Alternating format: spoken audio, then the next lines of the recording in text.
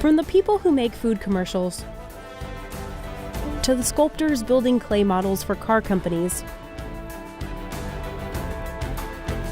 we traveled the globe to learn about the world's most fascinating jobs. Our first stop is Detroit, Michigan, where we see how Ford builds a life-size clay model of the latest Mustang. Clay models are built in top-secret studios that are even more restricted than manufacturing plants. Inside, designers develop vehicles that haven't even been announced yet. This is the car industry's Area 51. Yeah, we work in a secure facility that's only a few members of the site can actually get into. So it's special permissions to get into here. Mark Sadler's been a clay modeler for decades and now manages teams for Bentley. He worked on signature models like the Bentayga SUV. The clay comes in bars or cylinders the size of tennis ball cans. It's closer to the Play-Doh we played with as kids. Traditional water-based ceramic clay would dry out and harden too fast. This specialty clay is more sticky and malleable. Modeling teams first turn design sketches into multiple scaled-down clay models, about just over a meter long. Once they decide on the design they want to move forward with, 3D scanners convert it into digital graphics. Those can be edited further with software that can include VR aspects. That data is then transferred to a milling machine. The modeling team first builds a frame out of steel and wood to support foam blocks. Making a whole model out of solid clay would be too expensive and weigh at least several tons. To make the clay more workable, they heat it for 24 hours in a special oven set to around 140 degrees Fahrenheit. Modelers spend a couple of days slathering 1 to 4 inches of warm, soft clay on different parts of the model. Once it cools to room temperature and stiffens, it's ready for shaping. In just 1 to 2 days, the milling machine can carve out a full-size model.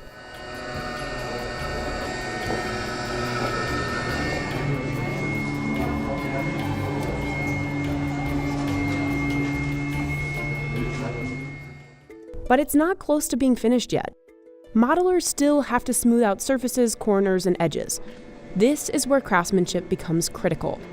I've met people that have come from the porcelain industry that have migrated very quickly, very easily into the clay modelling side.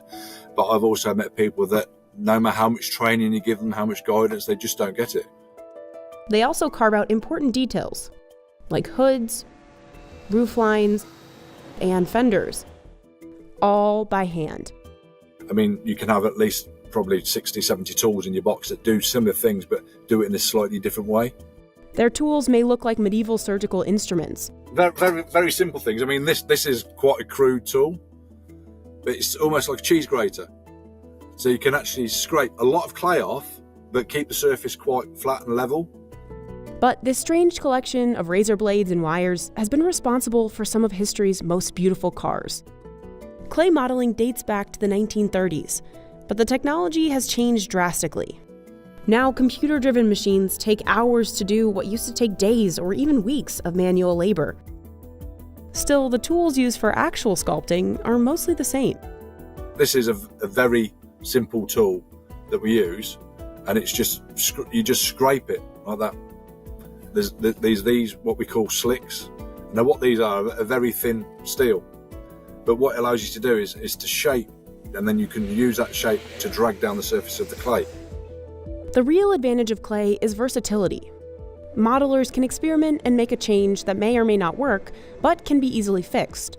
If modelers make a mistake, they use a hot air gun to soften the area and either add more material or remove it. To give the most complete picture of what the vehicle will look like, 3D printers produce headlights, grills, mirrors, and more. The hard parts, or the three-dimensional printed parts, they develop with the model, so they will get more and more detailed as they go along, and the materials in those parts as well will develop. So what might be a painted part to begin with will end up being a crystal part at the end. The team uses 3D scanners to create a digital version of the model. That way, it can be shared instantly with the company's engineers and designers all over the world. Near the end of the process, clay models are covered in a glossy film called Dynoc that resembles painted sheet metal. It gives modelers an idea of what the actual car will look like. The film can help identify mistakes in the bodywork that need to be corrected, and modelers are no strangers to corrections. Despite how much faster scanners and milling machines have made this process, it can still take years to finish a clay model. Over a dozen changes can be made to the model before it's given the green light. Car designers may continue to adjust details in the bodywork by just millimeters. Engineers will make changes to its structure that improve the vehicle's crash test ratings. When sculpting these different changes, modelers rely on one tool everyone is familiar with: tape. The tape that we use, it's a Scotch tape, black tape, so that sticks onto the clay, so that when the designers want to change something, or we want a more defined guide to help us clean up surfaces, we can put this on, and then we can work a surface to it. While these simple tweaks can be done by hand, major changes require the model to be completely remilled from updated data. The combination of materials and the amount of labor is what leads to those six-figure price tags for automakers. Bentley tries sticking to a strict 12-month timeframe, but it's not the case for everyone. Designers spent over 4 years making this Ford F-150 Raptor model out of nearly 2,000 pounds of clay. No matter the company, once the modeling team starts going, they're racing against the clock. The biggest challenge we always have is time, and especially if I've got the head of the department coming out, the head designer coming out and say, no, I'm not happy with that, I need to change this, that, the wing, the whole body side. It's trying to balance everybody's wishes and requests and what they actually want to see, and to hit that deadline that we've got to hit. So what makes these expensive clay models more useful than virtual ones? For one, automakers can test a car's aerodynamics. Computer programs help, but they need a real-life model to thoroughly test this. To do it, they use a giant wind tunnel. As a massive fan spins, engineers use a smoke wand to see how easily air will flow over, under, and around the car on the road. It's called drag, and it helps measure how much energy a vehicle needs to move. This informs how much fuel the car will eventually consume. In some extreme cases, companies can spend over 1,000 hours in the tunnel testing a model's design before committing to full-scale production. And modelers are standing by, ready to make adjustments on the spot. But most importantly, models are used to see how a car prototype actually looks. They can see things like how natural light plays on its curves. Only a real 3D model can show how it will look when it's actually on the road. You're trying to create something that will grab somebody's attention, and it will almost get the heartstrings going, get the emotions going. And sometimes you just can't quite get it there with digital or VR. You just can't do it. So it needs that hands-on process. No matter how much more accurate and reliable VR design technology becomes, clay modelers like Mark don't see their practice disappearing anytime soon. You're always going to need a physical model to verify the data that you receive. I can see the generations coming through now that are more used to using different software, virtual reality, and there will be more confidence in what they see virtually. It does help the process. It definitely helps speed up the development of these products. But I think there will ultimately always be a need for a clay model of some form. We're in Saint-Malo, Brittany, France, and we're about to visit Bourdier, a traditional maison du beurre or butter house. When you picture butter, you probably think of a yellow block in a plastic bag. Well, not here. Here, butter is done artisanally. Everything is churned, kneaded, and shaved by hand. And I can't wait to see that. Let's go. In February, we met with Geneviève Bourdier, son and grandson of butter and cheese makers who brought back to France the 19th century technique of malaxage, using this big wooden wheel to knead the butter. To Geneviève, the malaxage is a more romantic way to make butter. Je suis toujours parti du principe que ce qui était le plus important, c'était les émotions. Après, on va essayer de voir comment on peut faire avec les émotions. Mais si on fait un produit que marketing, ça ne m'intéresse pas. Comme ça ne m'intéresse pas de produire 10 millions de tonnes de beurre, c'est pas mon métier. Moi, je suis un tout petit bonhomme et je fais des toutes petites choses, c'est tout. The malaxage is really what makes Bourdier butter unique. These are 50 kilo blocks of butter extracted from milk, and are pretty standard in the butter making industry, even for the most artisanal. But while everyone else would use huge centrifuges to filter out the last remaining drops of buttermilk, butter at the Bourdier workshop is flattened by a wooden wheel and worked by hand by Eric. Là, ce qu'on va faire, c'est qu'on va vous montrer un malaxage complet.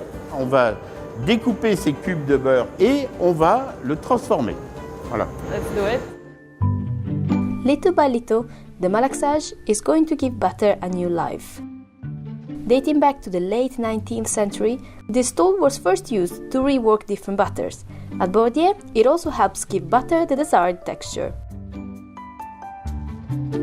C'est le plus mauvais moment de l'année pour le malaxage, puisque le beurre, la qualité de la texture du beurre, n'est que le résultat de ce que mangent les animaux. En hiver, les animaux mangent du fourrage, ce qui va donner des beurres blancs, friables, cassants, sans grande odeur. Vous voyez la vis ici, elle est légèrement humide, mais elle n'est pas encore complètement trempée. On est sur des beurres secs. Alors petit à petit, le beurrier est en train de rendre les choses plus agréables à travailler. Et le bois, ça vous aide. Le bois ou le métal, c'est un geste mécanique, peu importe. Par contre, c'est plus agréable, c'est plus joli, c'est... Voilà, c'est important que ce soit beau dans la vie. Oui, Hein? oui, c'est vrai. C'est très dur ce qu'il fait là. C'est très dur ce qu'il fait, Eric, là. C'est le moment le plus dur. Et là, il obtient un beurre remarquable et franchement, il n'était pas facile. Hein. Là, tu vas juste le rouler comme ça. Essayer de l'enrouler comme ça. On va le laisser tourner, après tu vas le reprendre. It's like no way I'm gonna do this. Comme ça? Tu le roules, ouais. Comme ça? Oh, wow, super. D'accord. Les gants, ils sont trop grands. Let me just go this way, maybe. Tu lèves. Oh man, this is going super fast. Ouais.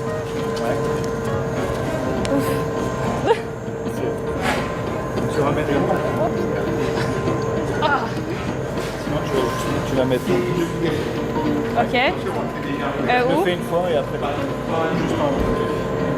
Tu laisses ton doigt comme ça. Ah, ok. Juste Ça à l'aise. marche. C'est Ça, plus ça va. petit. C'est plus petit. Mais ici. Allez. Ici?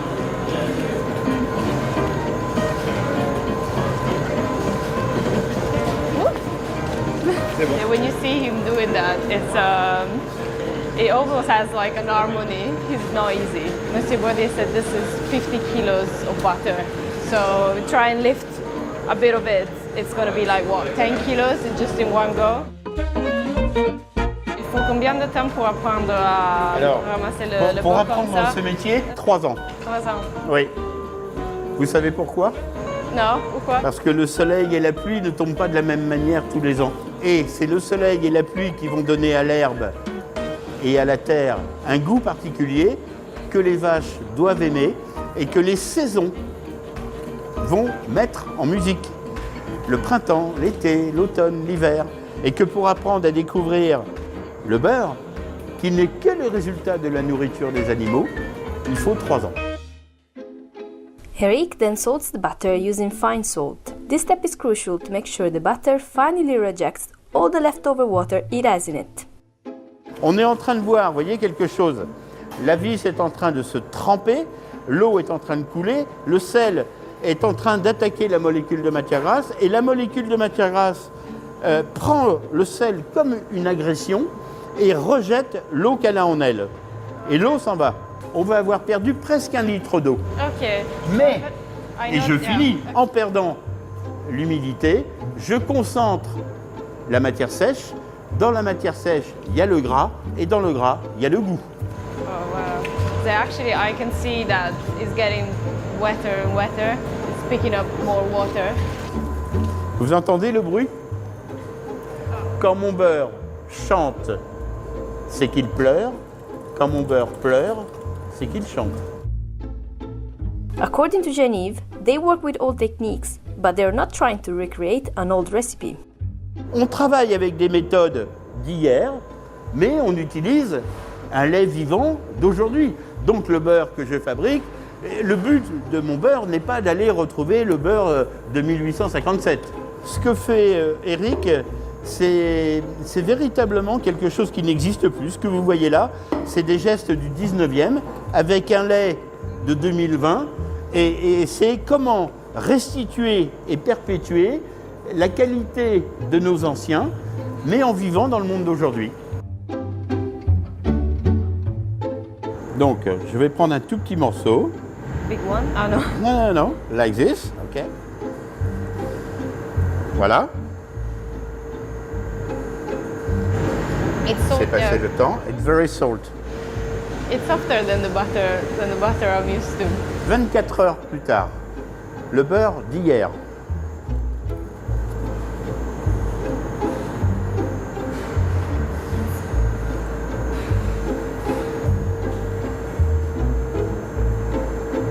It's much sweeter, this one.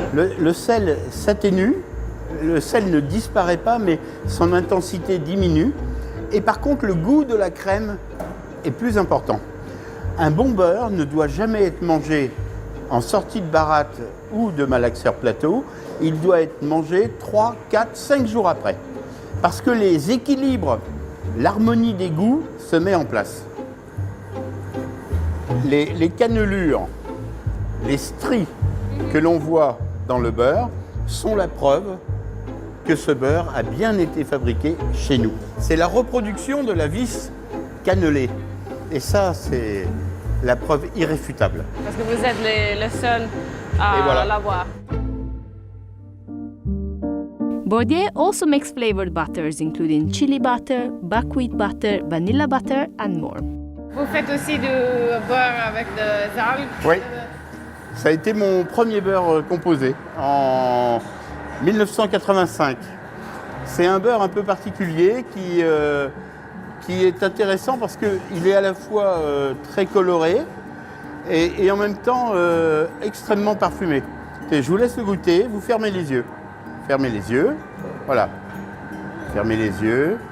Vous n'avez pas de problème. Fermez les yeux, vous n'avez pas... Ça va? Vous n'avez pas les pieds mouillés. Parce que ça arrive souvent avec le beurre aux algues qu'on ait les pieds mouillés. Ça va? Yeah, very Très bien. fresh. It's very fresh and yeah, it tastes like seaweed, but yeah, it's not fishy at all. It's nice and sweet. It really reminds you of that like seaside wind when you just sit there at the beach and you can smell it. Is there Attention, something like oula. that? Whoop, what's up? Il y a des mouettes. Oh, okay. Yeah, they're just like I've been catapulted into the picture now. C'est une odeur terrible. It's marvelous. Ah, it's marvelous. It's really incredible. And so, and this one is your like signature from Brittany because you're Yeah. from this region. It's the roots of my identity. Ça, c'est une vraie identité, comme le beurre au sarrasin. Il faut que ce soit comme ça. Et puis, si je vais au Japon, c'est comme ça que j'ai découvert le yuzu. Si je vais ailleurs, je ne sais pas. Peut-être un jour, si je vais sur Mars, je ferai un beurre tout vert. Je ne sais pas. Oh no, I would like to taste that then. After it's ready, each stack of freshly churned butter is then placed into this butter cutter, another machine signature to Bourdieu. Il était très important qu'au moment de faire les modèles, nous n'ayons pas de machine qui soit violente, mais qui soit très douce. Or, ce petit poussoir, les mottes de beurre qui viennent d'être faites vont dans le poussoir et tout simplement par un effet de vérin sont poussées ici et grâce à cet appareil qui date du 19e, par l'écartement de chaque corde de guitare, nous avons le grammage désiré. There's a lot of water. So, Il y a toujours de l'eau. yeah. So this means that there is still water that's coming out of the butter. Ma méthode traditionnelle, il y a toujours de l'eau. Nous ne rajoutons pas d'eau. Au contraire, on en enlève. Cette machine, est-ce que vous êtes le seul à l'avoir? Ah oui, ça, alors là, pour le coup, oui. Et on l'a encore utilisée, cette machine-là, il y a 250 ans. Vous voulez que je vous montre où? Pendant la Révolution française. On appelle ça une Marie-Antoinette. Je vais vous interpréter une œuvre du 18e pour harpe et beurre.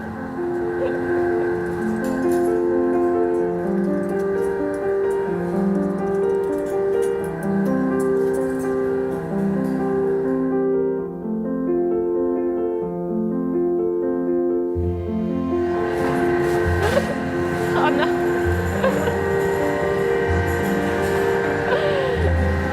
So 50 kilos de beurre. Hein?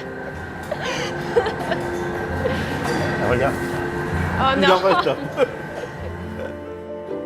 The only thing that is left is shaping, and just like the rest, it is all done by hand.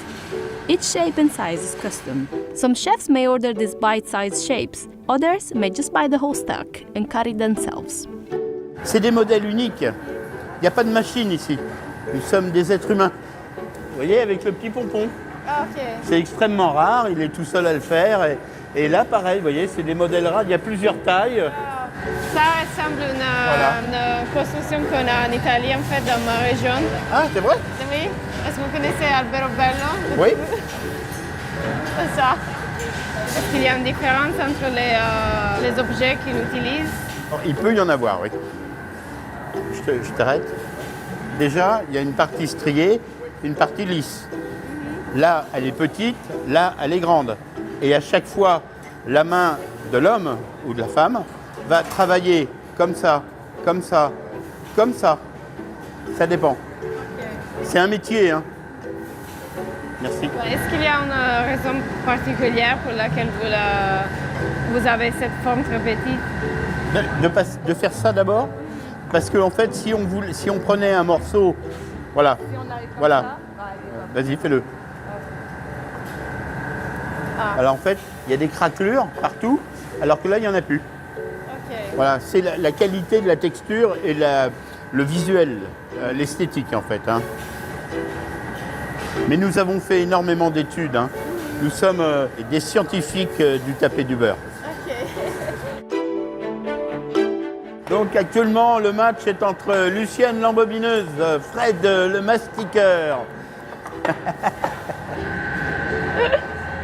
There's something in this butter.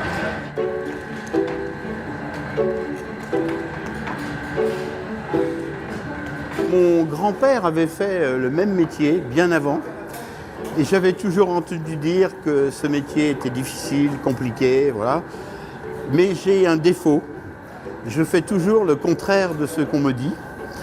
Et comme ça, je peux comprendre. Et en fait, je suis tombé amoureux. Aujourd'hui, il y a peut-être 2% de la production beurrière qui se fait en baratte. Tout le reste fait avec des butirateurs, des canons à beurre. Hein. Il faut nourrir le plus grand nombre. C'est très important. Hein.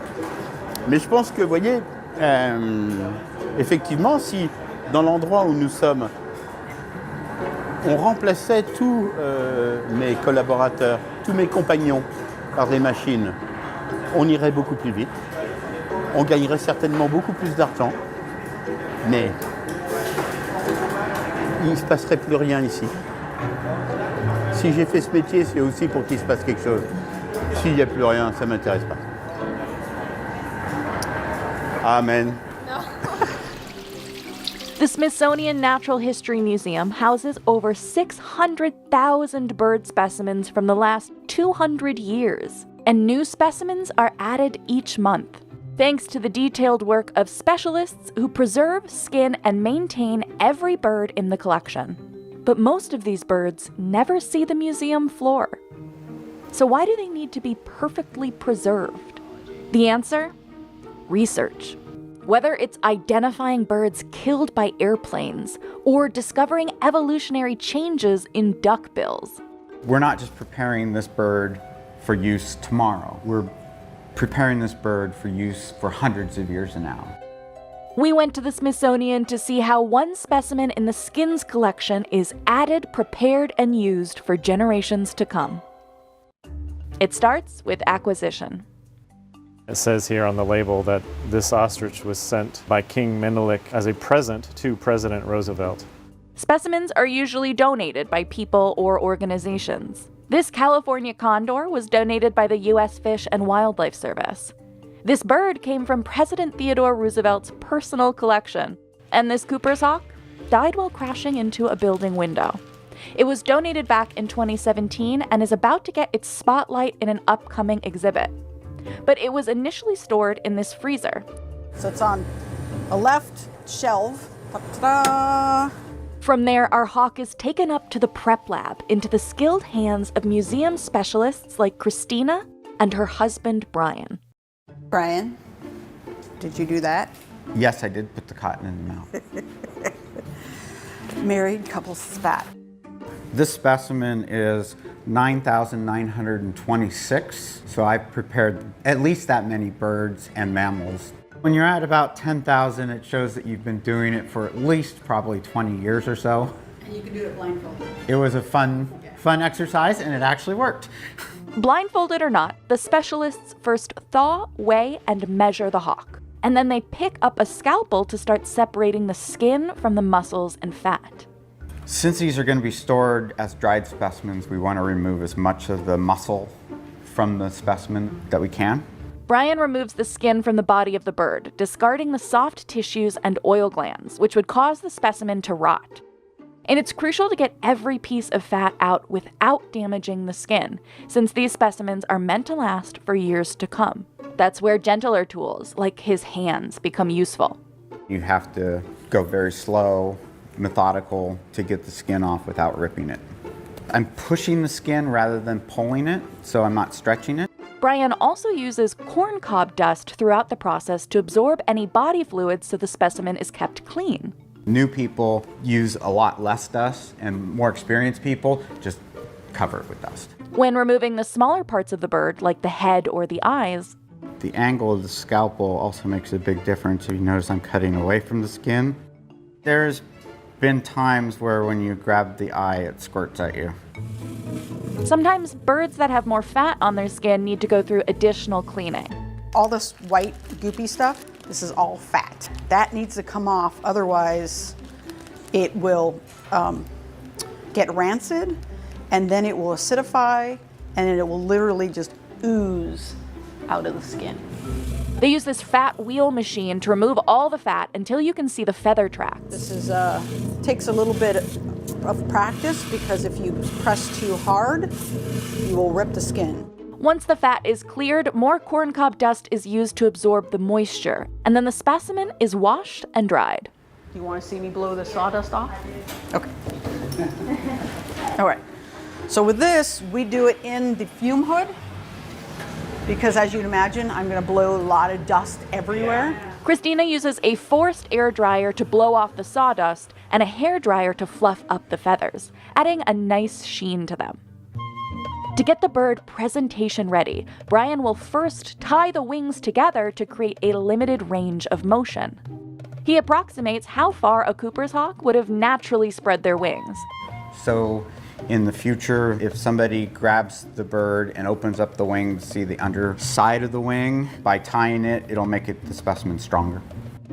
Now the specimen is ready to be stuffed with cotton, recreating its original shape. We're trying to make a specimen that lasts forever and is strong. So I'm not a tailor or a seamstress, but I can sew up a bird pretty good. We get the feathers, make sure that they're arranged properly in the right order, so that'll assist researchers later. The last step is pinning the bird onto a board to dry into its permanent position.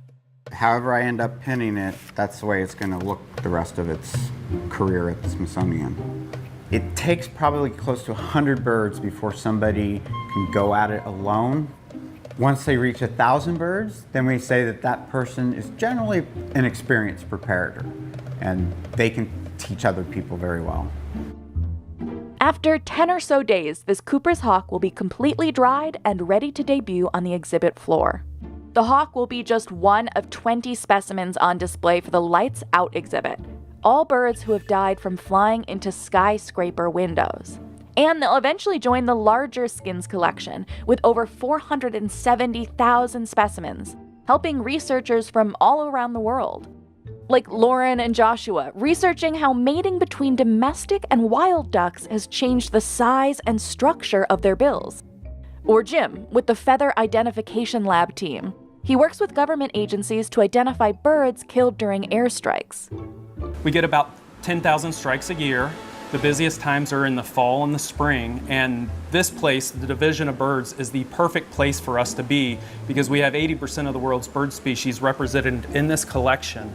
So if there's a bird strike that happens in the world, we likely have a specimen to match it up to. This is a bird strike sample, the remnants of a bird-aircraft collision that has been sent to us for us to identify. So I can see that we've got a couple wing feathers here, we've got a tail feather, we've got some body feathers. So we can actually take this feather out and match up these tail feathers quite well to the barn swallow. And we've got even these nice little peachy feathers that we're doing this. His findings are sent to airfield biologists and engine manufacturers to adjust aircrafts and reduce accidents. This bird was collected back in 1878, and so this bird was collected before airplanes were even imagined and put into this collection. And now we're using it to identify a bird-aircraft collision. So we never know what these specimens are going to get used for, but that's really why it's important to keep them forever.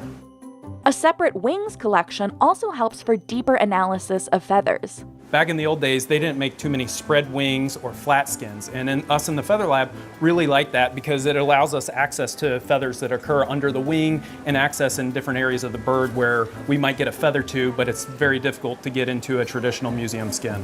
Other researchers might be exploring the microbiomes found in the wings, like Gary. He discovered that vulture wings have a bacterial group called Deinococcus, one of the toughest organisms that can withstand high radiation. So when I expose this wing into full sun, the temperature on a day like today would be 90 degrees outside. In about 3 minutes, the temperature on the surface of this wing heats up to over 160. And that probably explains why Deinococcus is so dominant, because it's one of the few bacterial groups that can actually reproduce. At the Smithsonian, these are just 2 of the collections within the bird division. There's also the organ collection, soaked in ethanol for preservation, the skeletons with each bone meticulously numbered, and mounted birds that retired from being on the exhibit floor. All of these are timestamps of the present bird population, creating a record for future generations of researchers. When the first bird preparators prepared birds, they had no idea what DNA was. Even though they didn't know that, by doing a consistent bird prep, it has enabled future researchers to conduct research on birds. And, I wish I had a time capsule to go into the future to see what our birds are going to be used for 100 years from now. There's a bustling operation behind the fancy cameras of food commercials. It takes dozens of people and a few customized robots to make a burger look this juicy. Oh, nothing here is simple. As far as the work we do is incredibly complex, very technical. Steve Geralt has filmed commercials for big brands like Hershey's, Heinz, and Pepsi through his production company, The Garage. And there's a lot of money on the line. Filming one 30-second ad can cost hundreds of thousands of dollars, and they're working against the clock because they use real food, which doesn't stay pretty for long. That's the misnomer about everything. Faking makes things harder. We visited Steve's studio in Brooklyn, New York, to see how his team films the perfect burger. Today, Steve and his team are working on a test shoot for Burger King. They'll use it to try and land the client. Yeah, good. Brett Kurzweil is a veteran food stylist. It's his job to make the burger look like a Whopper. He usually has a budget of a couple $1,000s, and he always buys a lot more than he'll use, so he can pick out the perfect-looking bun, patty, and veggies. Then he gets to work, but he doesn't cook the meat all the way through. Because I didn't want it to shrink too much. I wanted to get as much volume out of this piece of meat as I could get. Even perfect patties need final touches, so he uses a colorant made of gravy darkener and soap to add a charred look. He only has to paint half the burger because the camera films from just one side. A mixture of Vaseline and pulverized meat helps fill in any holes. And those grill marks? Another trick of the trade. Brett heats up metal skewers and then... I just pushed into the burger with the hot metal and it seared. Next, he melts the cheese using a clothes steamer. How did you change it to make it burger? I just said, you're for food. But I'm trying to control how much comes out, so I've covered up some of the holes. He cuts the onions and tomatoes on a slant, so they lie flatter. I think you would have been a really good surgeon in another life. Well, yeah, my mother would have been happier. Some other tricks: denture cream to hold up ingredients. For condensation on cans, we'll use glycerin. Yeah, not that much. Too far, too far. While Brett finishes up, Steve's team is making sure everything is ready on set. The trickiest part is combining what the client wants in the commercial with what's technologically possible. They have no idea about engineering. Yeah, they're just like, robots are cool. We want a robot. But since today he's working on a test shoot, he just has to implement his own vision. I'll be one of those people that wears the protection. Then he turns to master rigger Matthew Huber. He says half the time he has to build the rigs completely from scratch. They provide the structure for the specialized equipment that makes food dance across the screen. His work goes hand in hand with the robots. The robot obviously is a hugely complicated and expensive thing that's used for a lot of what we do.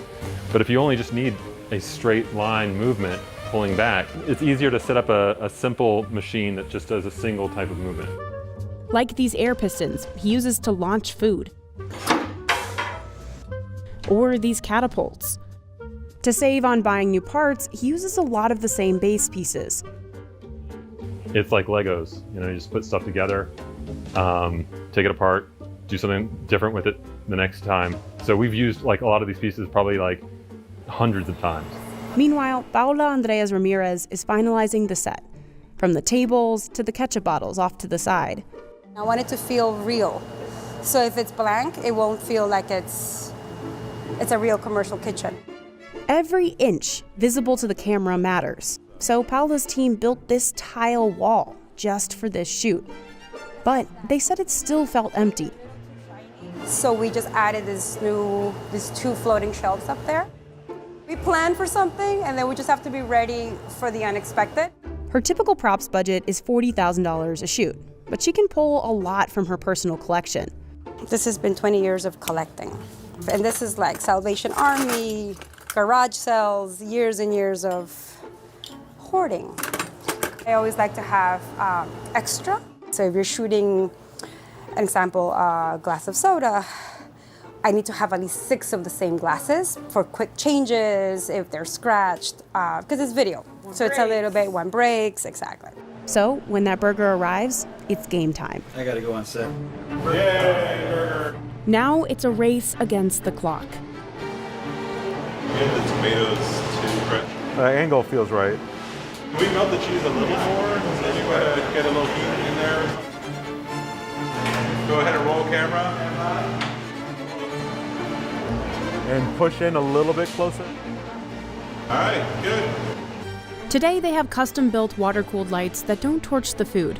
We used to have these really hot lights that would cook the food and it would die really quickly. So the ice cream would be impossible to shoot in slow motion because it would just melt the second you turn the lights on. But that lettuce will start to wilt in a matter of minutes. Hot lights are not. So quick-moving robots and tons of planning are essential to keep a shoot on schedule, because any delay could mean running over budget. The first action uses a dolly zoom to create something known as the Hitchcock effect. But the whole background is warping around it. Cue the robots. They're actually the same kind that build cars. This robot cost $150,000, and it can pretty much do any move you can think of. Sometimes you could program the robot pretty quickly. Some moves take a whole day. Here's the second shot. Steve envisioned the camera moving through a field of burgers as each gets pulled out of frame. We're probably only 1.5 inches away from that burger when we land, so to try to do that with people would be almost impossible. It's a really complex move that the robots do really easily, and they do it the same exact way every time. But speed is not the only challenge. Every shot has to be identical. If a burger is even a centimeter off, or if something on set gets bumped between takes, they might have to start over. These fries don't want to behave.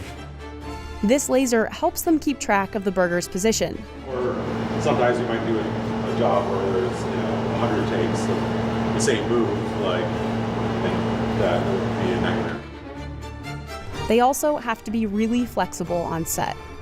There's always curveballs that happen because it's a lot of problem solving, which I love. For the last shot, Steve ties all the ingredients on a fishing wire, and a robot slices the string and the camera catches the perfect drop. This exact move was actually Steve's claim to fame in 2016. Did this famous burger drop video that went viral all over the internet.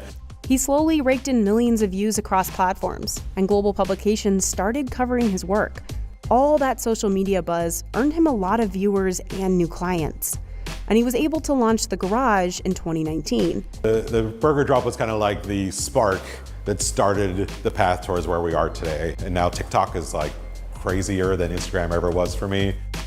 Steve is a former food photographer, but he wanted to combine his love of engineering, food, and video. And amazingly, there's a job that lets me do that.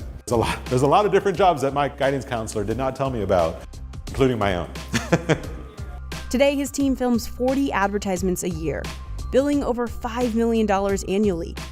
Kind of feels like CGI, but it's actually done in camera. And I think to accomplish that like larger than life feeling takes just a lot of technology and skill.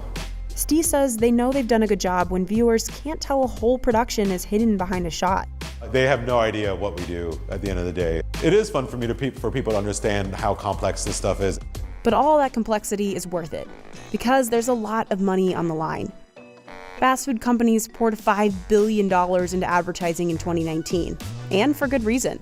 They know just how valuable the power of food suggestion can be. A Yale University study found that visual cues like food ads can have an effect on food cravings. Another study showed visual cues can influence overeating and even weight gain, and that can convert into traffic and impressions for a brand. You're responsible for a lot of people breaking their diet. Yeah, me included. These brands led the pack in ad spending in 2019, and budgets just keep ballooning.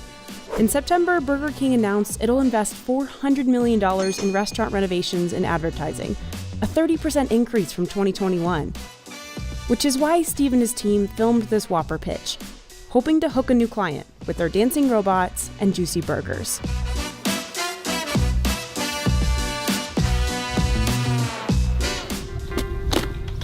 Portugal produces about half of the world's cork wine stoppers. Most come from these trees, here in the Alentejo region. But harvesting a tree takes years of expertise and steady hands. Há que ter paciência. Com varilhas, como a gente cá chama, que é dois homens, para se ajudarem um ao outro, com muito cuidado para não dar cabo das árvores. We went inside the world's largest cork forest to see how Portugal produces 40 million cork stoppers a day.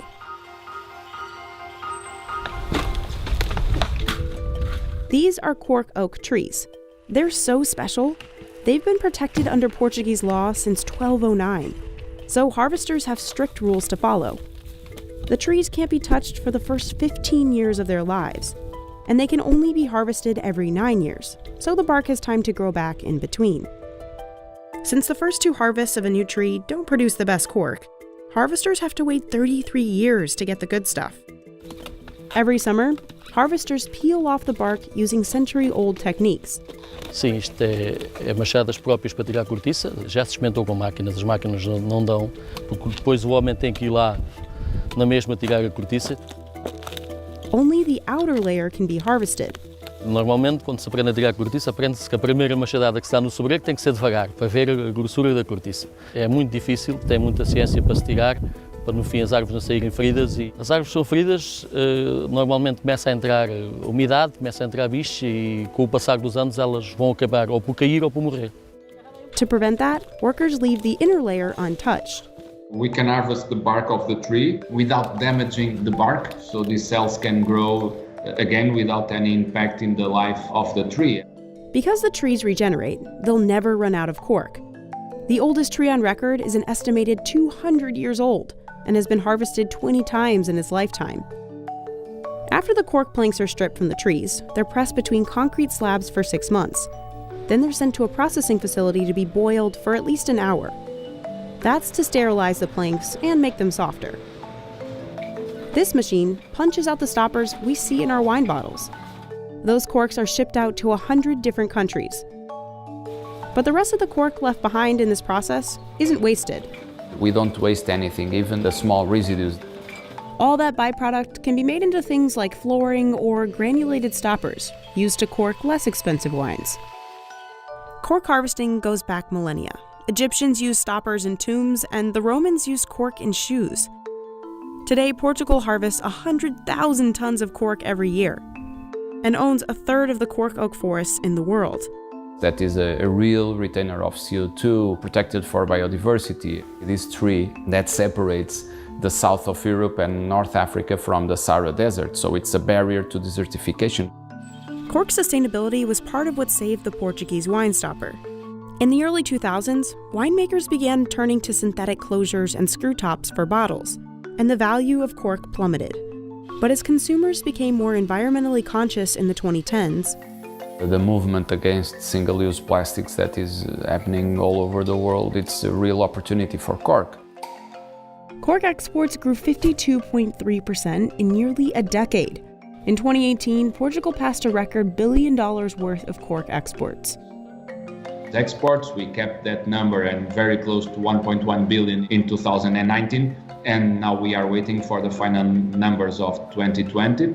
But as a global pandemic, as a global crisis, we are expecting also some impact in our business. Despite the COVID-19 pandemic, the 2020 harvest didn't stop.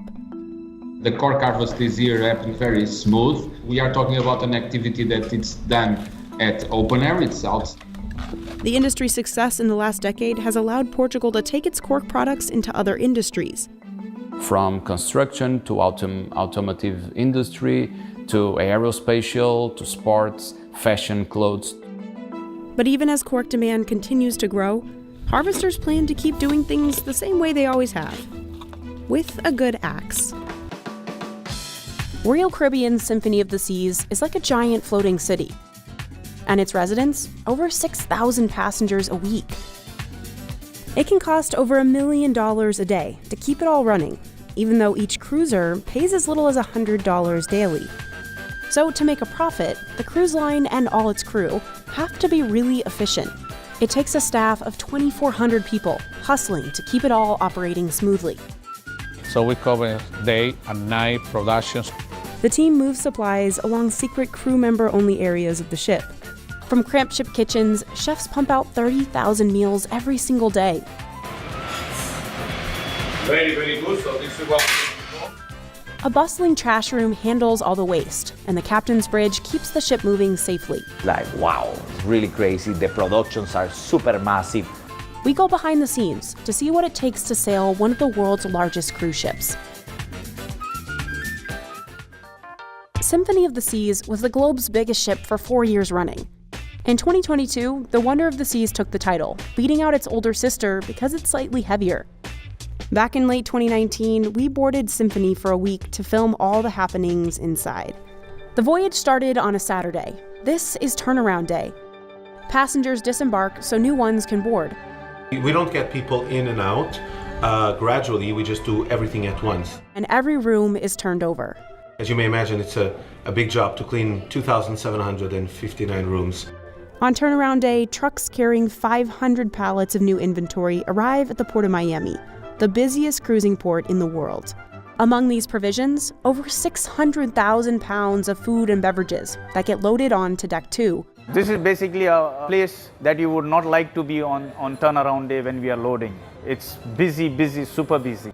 It's estimated the top 3 cruise lines in the world will spend an estimated $2.3 billion on food and drink in 2023.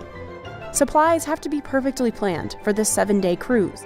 Our ability to manage the things with our own resources needs to be much bigger than in a hotel. We're at sea, there's no option. And all this has to be loaded onto the ship in just 9 hours.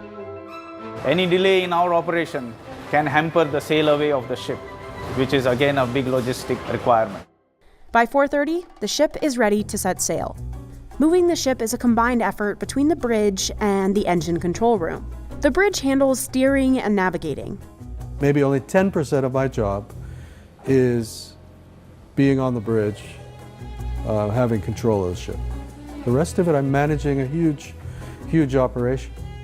And the engine room provides the power. I always say that when there's a problem on board, the captain calls me. I never call the captain.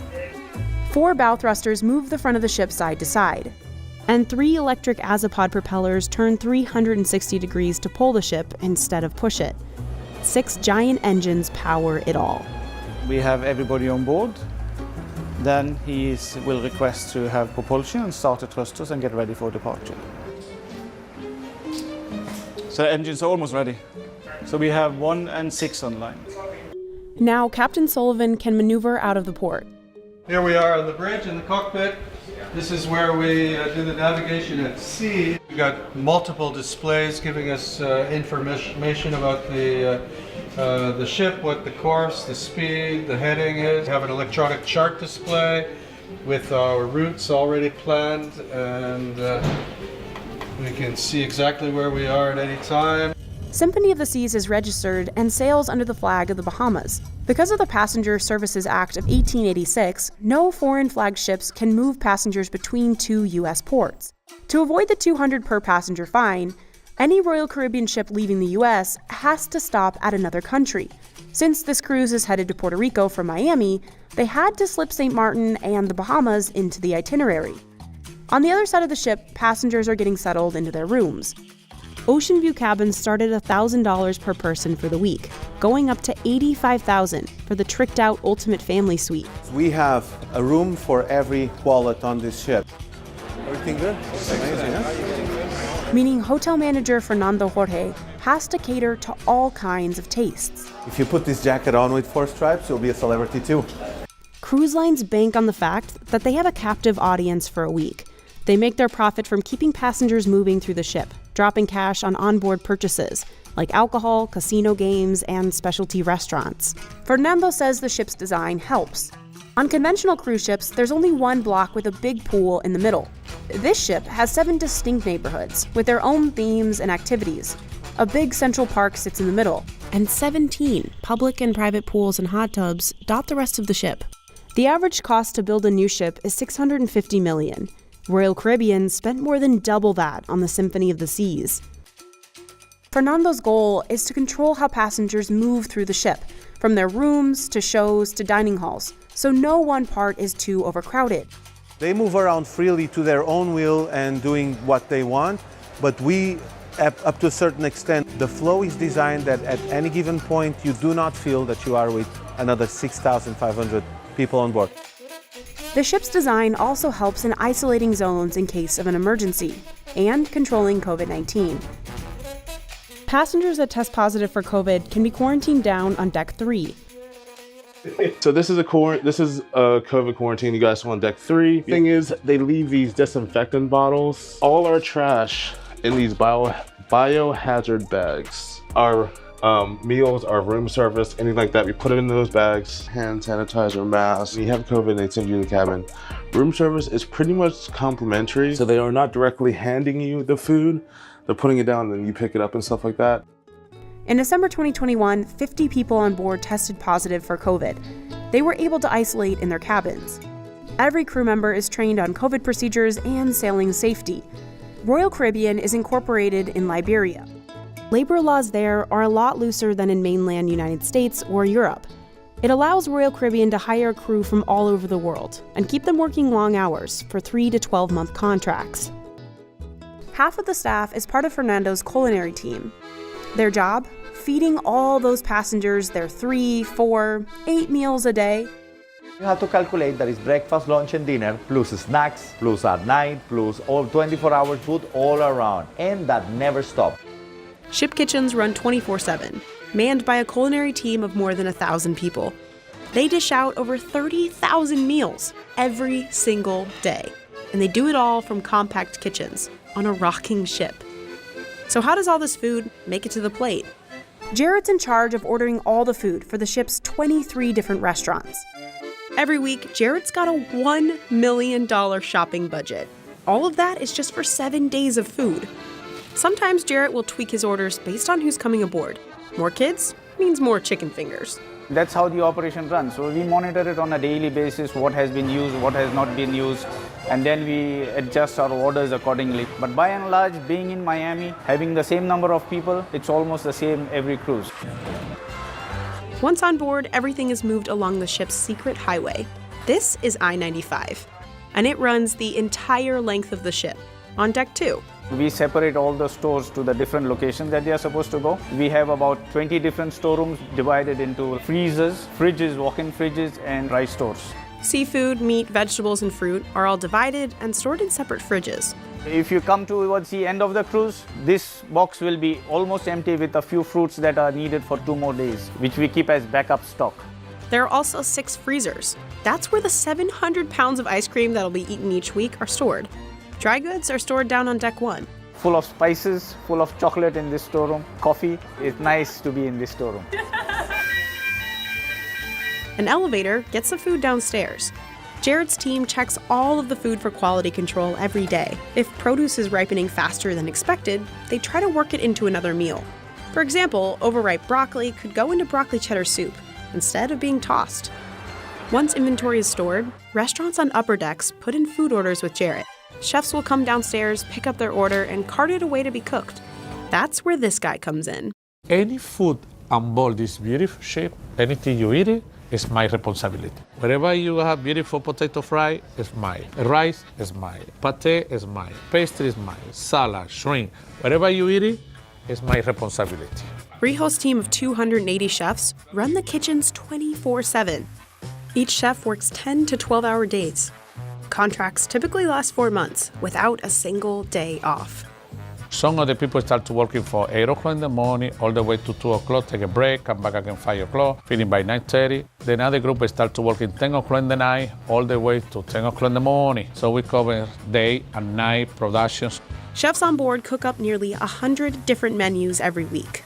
All the menus are developed at Royal Caribbean's Miami headquarters. And every week, chefs stick to the same rotation of menus, cooking up everything from racks of lamb to hand-rolled sushi. The food has to be diverse to match Symphony of the Sea's international passengers, vacationing at all kinds of price points. We try to please everybody and to make sure that everybody find what you're looking for. All the cooking happens in 36 kitchens, or galleys as they're called on a ship. There are 12 specialty restaurants on board, costing up to $50 a person.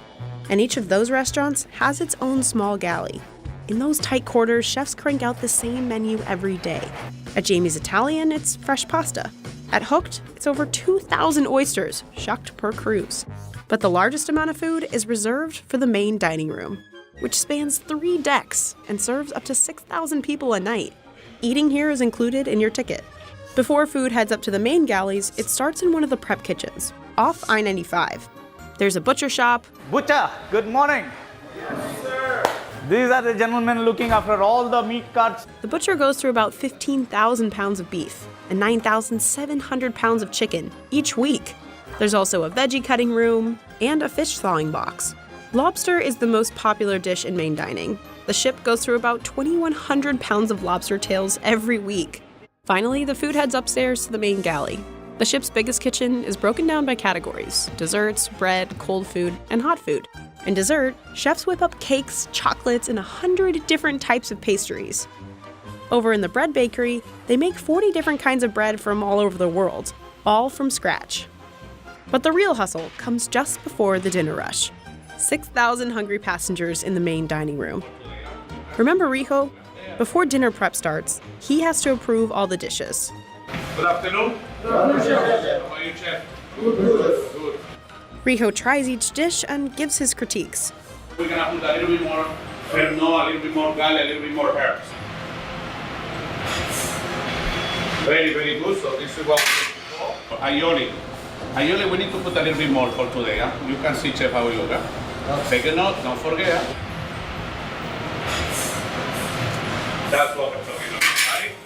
Beautiful, beautiful. We don't have any challenge, so we're ready to go. Yes, sir. Chef, thank you so much, and thank you so much, and look forward to have a beautiful night tonight. Thank you. Have a beautiful day. Bye-bye. Chefs take his notes and get cooking. Chefs can see a tally of each dish ordered up on screens. The system also keeps track of how much inventory is used. In the cold room, salads and appetizers like carpaccio come together. In the hot room, chefs dish out soups, sauces, sides, and mains. We have 2 kinds of chefs.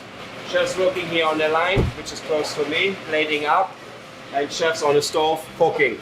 So everything we do is in batch cooking. So basically, we grill a steak there, we pass it over to the pass.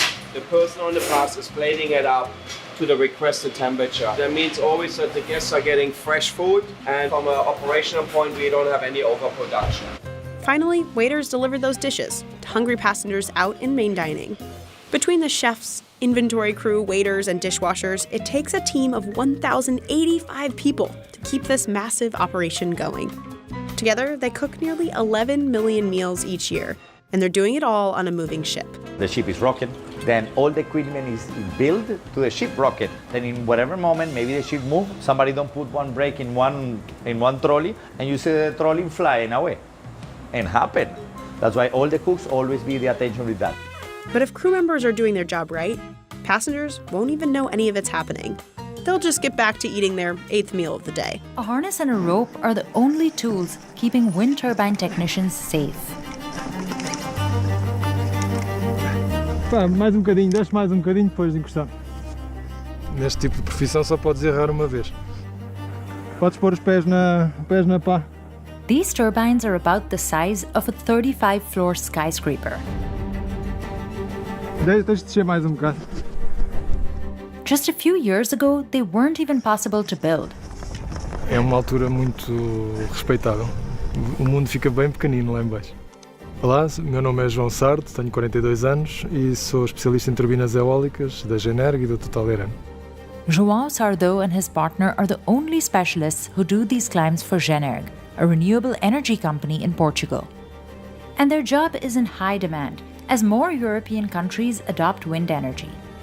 We went inside and outside a wind turbine with João to see what makes his job such a risky business.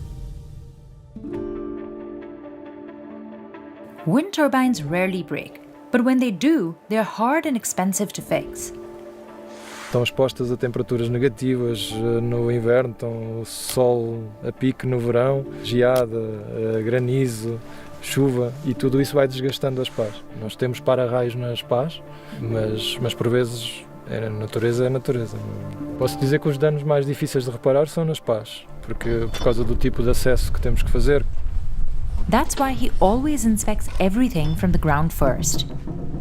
Estas pás têm 70 metros de comprimento, é mais ou menos o equivalente a um Boeing 747, ou quase um campo de futebol. E são feitas de fibra de vidro e para inspecionar os últimos antes de subir, só para garantir que está tudo ok. João is a trained mechanical engineer who joined Portugal's booming wind industry back in 2004. Today he's doing a routine inspection of a new turbine at a wind farm in the mountains of Caramulo. Vamos equipar, vou pôr o capacete, o arnês é o equipamento de segurança principal, é a nossa vida que está nestas fivelas. Nos trabalhos mais do dia a dia nós temos uma linha de vida nas máquinas e vamos segurar essa linha de vida com este equipamento. É mesmo porque é mesmo a tua vida que está ali presa. O equipamento está em muito boas condições, não vai haver nenhum problema. Drones have made his job much easier. They help him locate the damage before climbing. One drone can check 8 turbines in a day, while João and his partner take an entire day to inspect just one. But there are still things only human eyes and hands can find. A partir de agora estou preparado para subir. He wears special boots that don't have any metal, so they're safe around electricity, and leather gloves that won't burn if he needs to quickly rappel down the rope. A crane hauls up a bag packed with ropes, rappelling gear, and other tools they'll need at the top. João is going to climb up this metal ladder because the elevator here is out of service. Até lá acima são 110 metros, que é mais ou menos 35 andares, um prédio de 35 andares.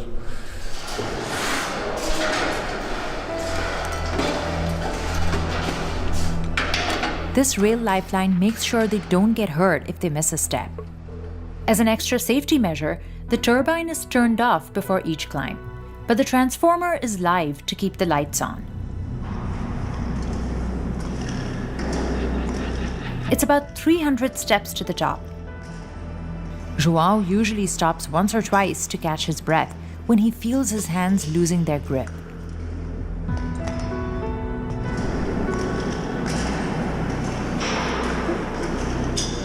After about 15 minutes, he reaches the nacelle, the heart of a wind turbine where the generator sits.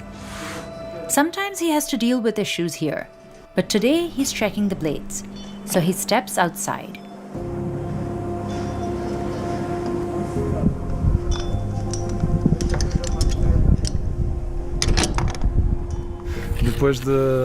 Depois daquele esforço todo de chegar lá acima, chegas lá e abres a escotilha e respiras um pouco cá fora, é a melhor sensação do mundo. Ok, vamos sair agora da nacelle e vamos começar a descida em rapel lá para baixo.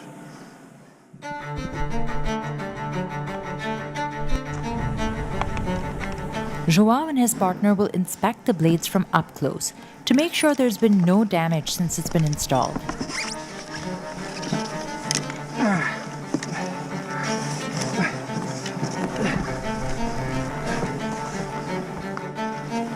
Mais um bocadinho, desce mais um bocadinho depois de encostar.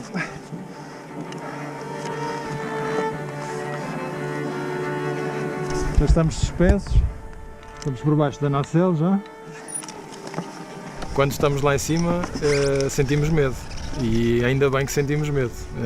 O medo mantém-nos alerta e mantém-nos a fazer as coisas tudo em segurança. Technicians always work in teams. Se algo correr mal, precisamos do outro. Estás a descer? Nós não podemos muito contar com as equipas dos bombeiros, por exemplo, porque vai demorar muito tempo, ou porque é num sítio muito remoto, eles não conhecem e vão ter dificuldade em ir lá acima. Então, estás aproximado aqui, não?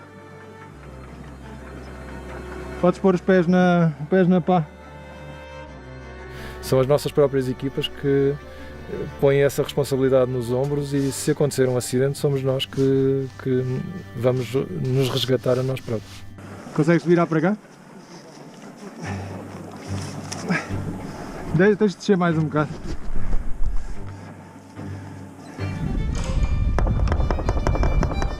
They use hammers to check for damage under the fiberglass surface.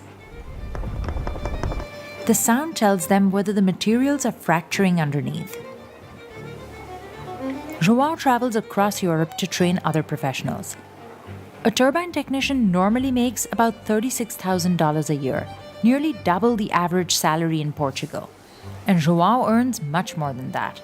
É um trabalho qualificado e, portanto, é pago um pouco acima da média. E deve ser porque as pessoas que trabalham nesta área estão muito mais expostas a risco, às condições meteorológicas, e isso tem que ser compensado. Há coisas que eu prefiro que a minha família não saiba que eu faço. Não é que eu não esteja em segurança, eu estou em segurança. Mas a percepção, para quem nunca fez, é, claro, uma percepção de risco e de algo muito perigoso. Parar aqui um bocadinho. Deixa-me aproximar aqui. One time, a colleague did get hurt. Eu já tive uma vez que telefonaram à mulher de um amigo que tinha tido um acidente de trabalho e pediram para ser eu a falar com ela. E eu não quero que nenhum colega meu tenha que fazer essa chamada à minha mulher. Mas ele morreu? Não, foi só um acidente. Felizmente está tudo bem. The company João works for, Generg, doesn't manufacture turbines, but installs them throughout the country. The larger ones can generate 4.8 megawatts of energy in an hour. That's enough to power 5,000 European homes. Portugal has been heavily investing in wind energy since the early 2000s. Today, 70% of Portugal's energy comes from renewable sources. E todo este processo foi um desafio enorme e que muita gente não acreditava que era possível conseguir. By 2040, the country expects to run only on renewables. But there are still challenges with transportation. Só há muito poucos anos é que apareceu tecnologia que nos permite transportar equipamento destas dimensões cá para cima destas serras. Nós estamos agora a transportar pás de 75 metros, algo que era impensável há muito poucos anos. Bora lá, para baixo. João isn't really safe until he's back on the ground. Every second of the climb was dangerous. But he says he still loves his job. É sempre uma alegria quando vês a primeira rotação de uma máquina e ficas feliz simplesmente por estar a contribuir para algo melhor.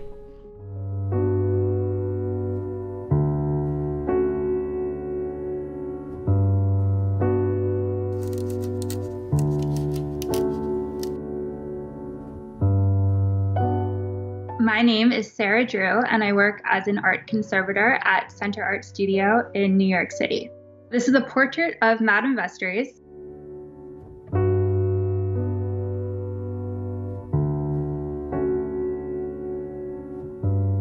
The first thing we do is inspect the painting with a black light to understand what all of the issues are. So you see the purple light and then you see kind of like the greenish light. That indicates to us that there's like a heavy, thick, old varnish on that surface. If there wasn't that, you would just see pure purple. You couldn't make out any sort of contrast or light in the background. The ornament and the details on her clothes were completely obscured. There was something on her head. We weren't sure if it was a hat or if it was hair. When you're running the Q-tip over the painting, it can be quite black or quite orange or yellow, depending on what you're taking off.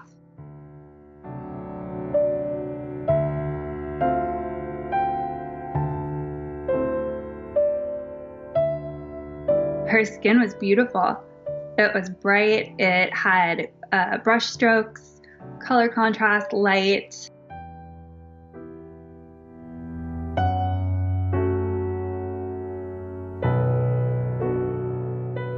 The first step of removing the painting from the stretcher is to take out all of the tacks that are holding the sides of the canvas onto the stretcher. I'll save them and I'm going to reuse them later.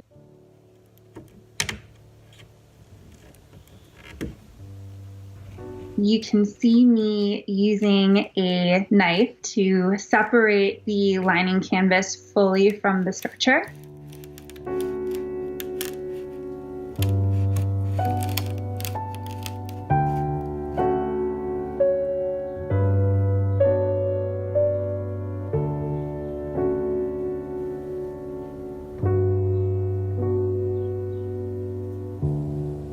Now comes the riskiest part, separating the painting from the stretcher. You want to be very careful because if the paint is not stable, you risk bending the painting and causing flaking or further damage.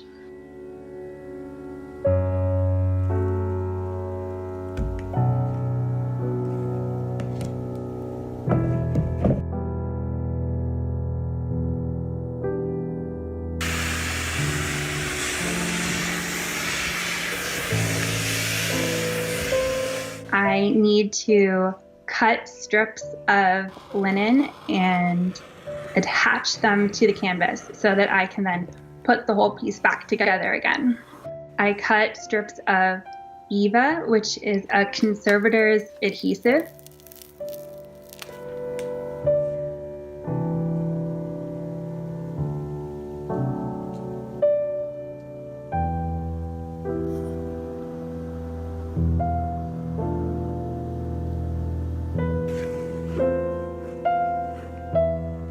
I then put the painting on the stretcher and used tacks to reattach the painting to its stretcher.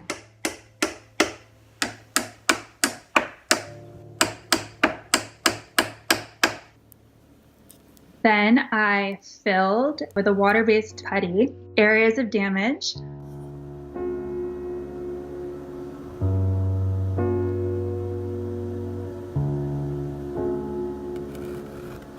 And I overfill the areas a little bit. And then I come back in with a damp cotton swab and clean up those fills. Also, the original canvas doesn't extend quite to the edges of the stretcher, so I need to go and fill about 1/4 of an inch around the entire perimeter of the painting.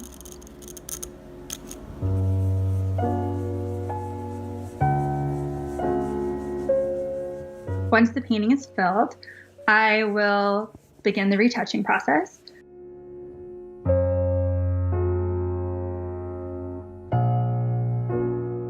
I will use a paint that is specifically designed for conservation work.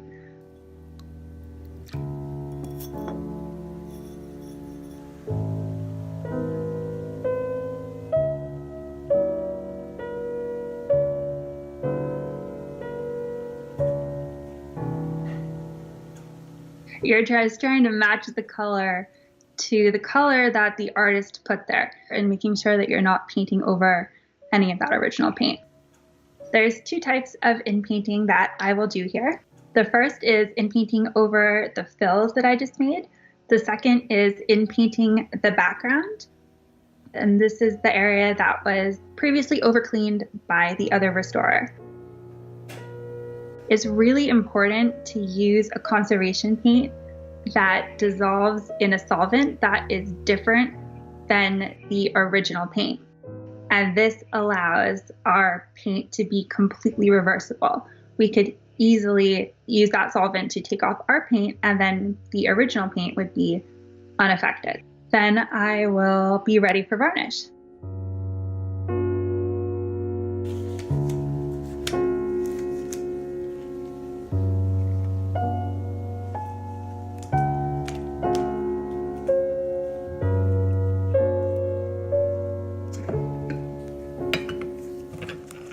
We use a completely reversible, non-yellowing varnish. I need to wipe off the surface of the painting with just a cloth because, like anything, it can accumulate little particles of dust, little hairs. I want to make sure that that surface is as clean as possible. So once I wipe it off, I will brush on the varnish. When you brush on the varnish, those fills, that in-painting, it all kind of blends cohesively into the background and into the surface of the painting, and it just looks complete.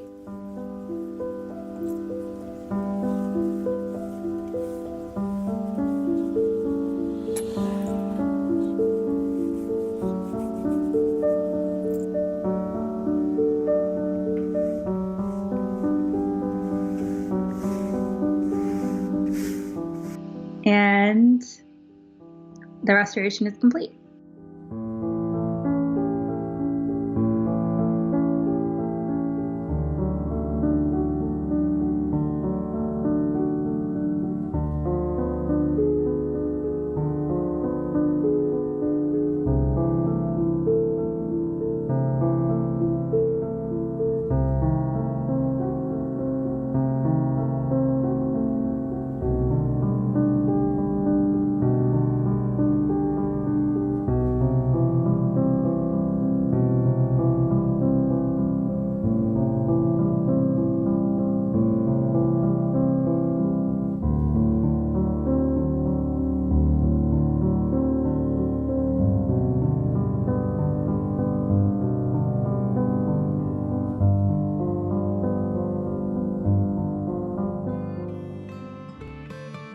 The 309th AMARC stores the world's largest collection of military aircraft here in the Arizona desert. I like to call this the ugliest plane out here, the YC-14. It was an aircraft that never went into production. 800 mechanics work nonstop, reclaiming critical parts and regenerating aircraft so they can go back into service. I can't just pull over an airplane like you can a car, and we have to make sure that these aircraft are safe to fly. Our goal is not to be like a cemetery for the aircraft. That's Colonel Barnard. She's served 25 years as a U.S. Air Force aircraft maintenance officer. As a commander here, I am in charge of the whole operation. The assets stored here are worth somewhere between $34 and $35 billion if you were to try to replace them all. It's a big number. She took us inside this massive facility to see how these military planes get a second chance at life. AMARC got its start back in 1946. After World War II, the Army needed a place to store old planes. They chose Davis-Monthan Air Force Base, here in Tucson. With nearly 2,000 football fields worth of open desert, there was plenty of space. We're known worldwide as the Boneyard. Our guys take pride in being Boneyard Wranglers. Arizona has the perfect weather for storing these assets. It's hot, there's little rainfall, no humidity, and the soil. It's as hard as concrete. So planes won't sink. The dryness as well as the lack of acidity in the soil prevent corrosion on the assets. Aircraft come here from the Department of Defense, military, other government agencies, and foreign allies. We have about 3,100 airplanes. The planes are mostly military. They come from the Air Force, the Navy, the Army, and the Marines. We have over 80 different types of airplanes here. Planes and helicopters arrive and are lined up in sections. So we're driving down Display Row here, or Celebrity Row as some people call it. We do have a sense of humor here. That's our stealth aircraft, which is actually just Wonder Woman's jet. The LC-130s have skis along with their landing gear so they can land down in Antarctica and support the National Science Foundation all across that continent. We're coming up on a NASA aircraft. It's affectionately called the Vomit Comet. Some aircraft will be here for weeks before they're called back into service. Other aircraft can be here for 50 years, similar to this A4 Skyhawk. Each plane goes through a preservation process before it's put in the desert. Those that may fly again are re-preserved every 4 years. They're defueled, then oil is pumped through the engine to preserve it. The black material that we have on here is the base layer that seals up the aircraft. And then later, as you can see the rest of the aircraft around here, the coats on top are white, and those white coats will reflect the heat, so it better preserves the assets all on the inside of the aircraft. Like the inside of the C-5A Galaxy. Inside of the C-5, it's the largest cargo aircraft in the Air Force inventory. I have deployed on these. One of 6 deployments Colonel Barnard's had to Afghanistan, New Zealand, and Antarctica. And we can fit 3 HH-60 helicopters and a lot of our equipment that we need, as well as all our maintainers. We have just over 60 of them here. And every one of them needs 72 tie downs. Airplanes are designed to fly, and when it gets a little breezy out here, we want to make sure they stay parked. But not every plane just sits around collecting dust.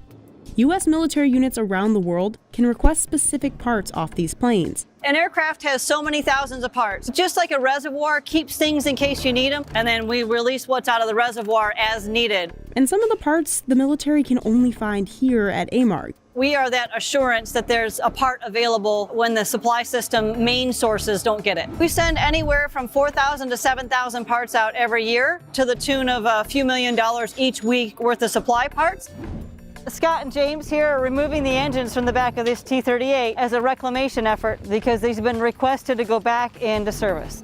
So once the crews reclaim the parts out in the desert and bring them into the end of this building, they get washed, they get non-destructive inspection, and they're going to pack and ship these right out the door as fast as we can. But sometimes, instead of being used for parts, an entire plane will be regenerated, meaning they'll pull it out of the desert and wash it down. We have to remove all the coatings that are used to preserve the aircraft out in the desert. After getting a nice shower, it's fixed up. What our team is working on here is a C-130 that's being regenerated for foreign military sales. In this hangar, the current project that we're working on is F-16s and post-black repair. It's a package of structural improvements on the aircraft to extend their flyable life.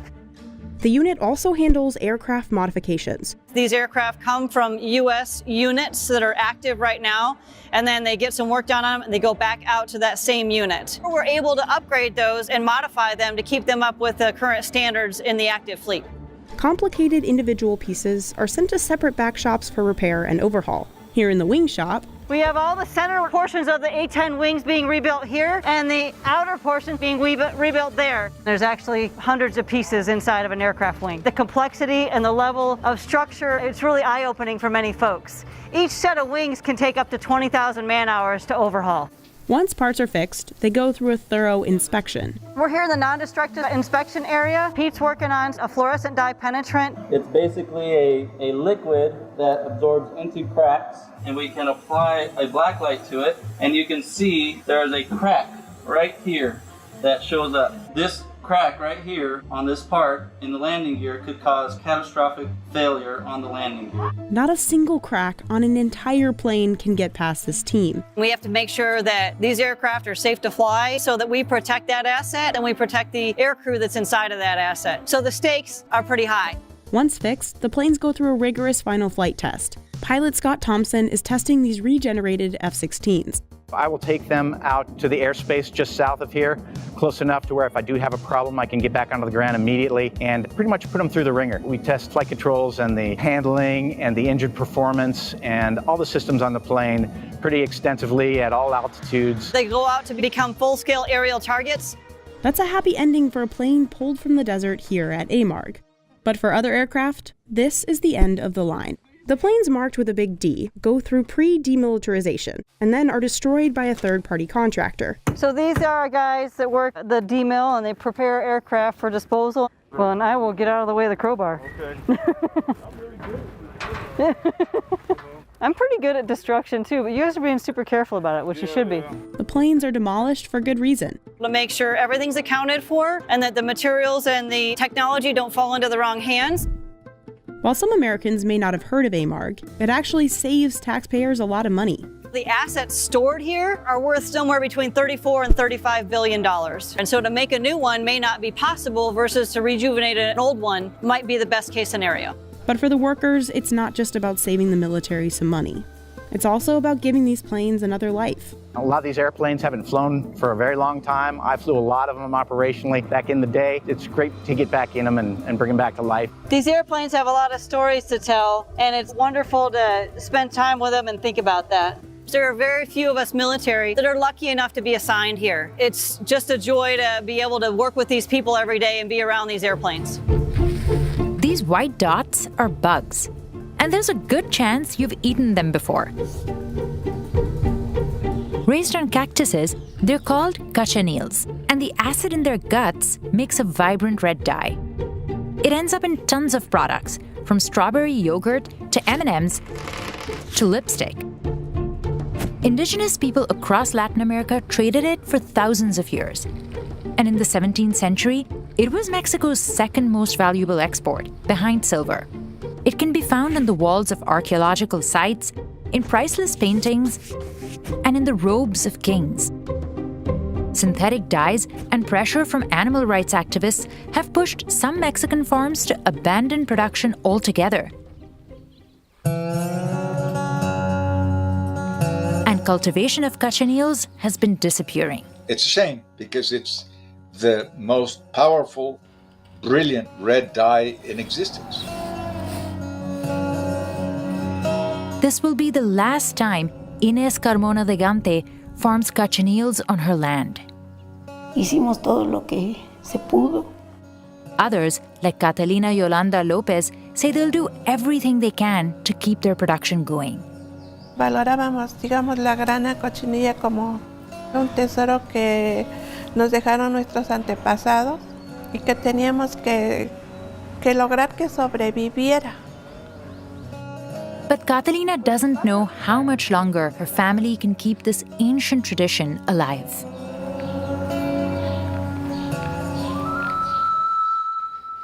Cochineal bugs are tiny parasites that live on cactuses. And the stuff that becomes the powerful red dye makes up almost a quarter of their weight. But it's not blood. It's actually a naturally occurring compound called carminic acid that's a repellent against predators like ants. Cochineals eat prickly pear cactuses, or nopales as they're known in Mexico. They have all the moisture and nutrients the bug needs to survive. Y a otra planta ya no la alimenta. Catalina's grandmother taught her how to raise cochineals when she was just 4 years old. Today, she's one of the last cochineal producers in all of Mexico, running a farm in Oaxaca. It all starts in her field of young nopales.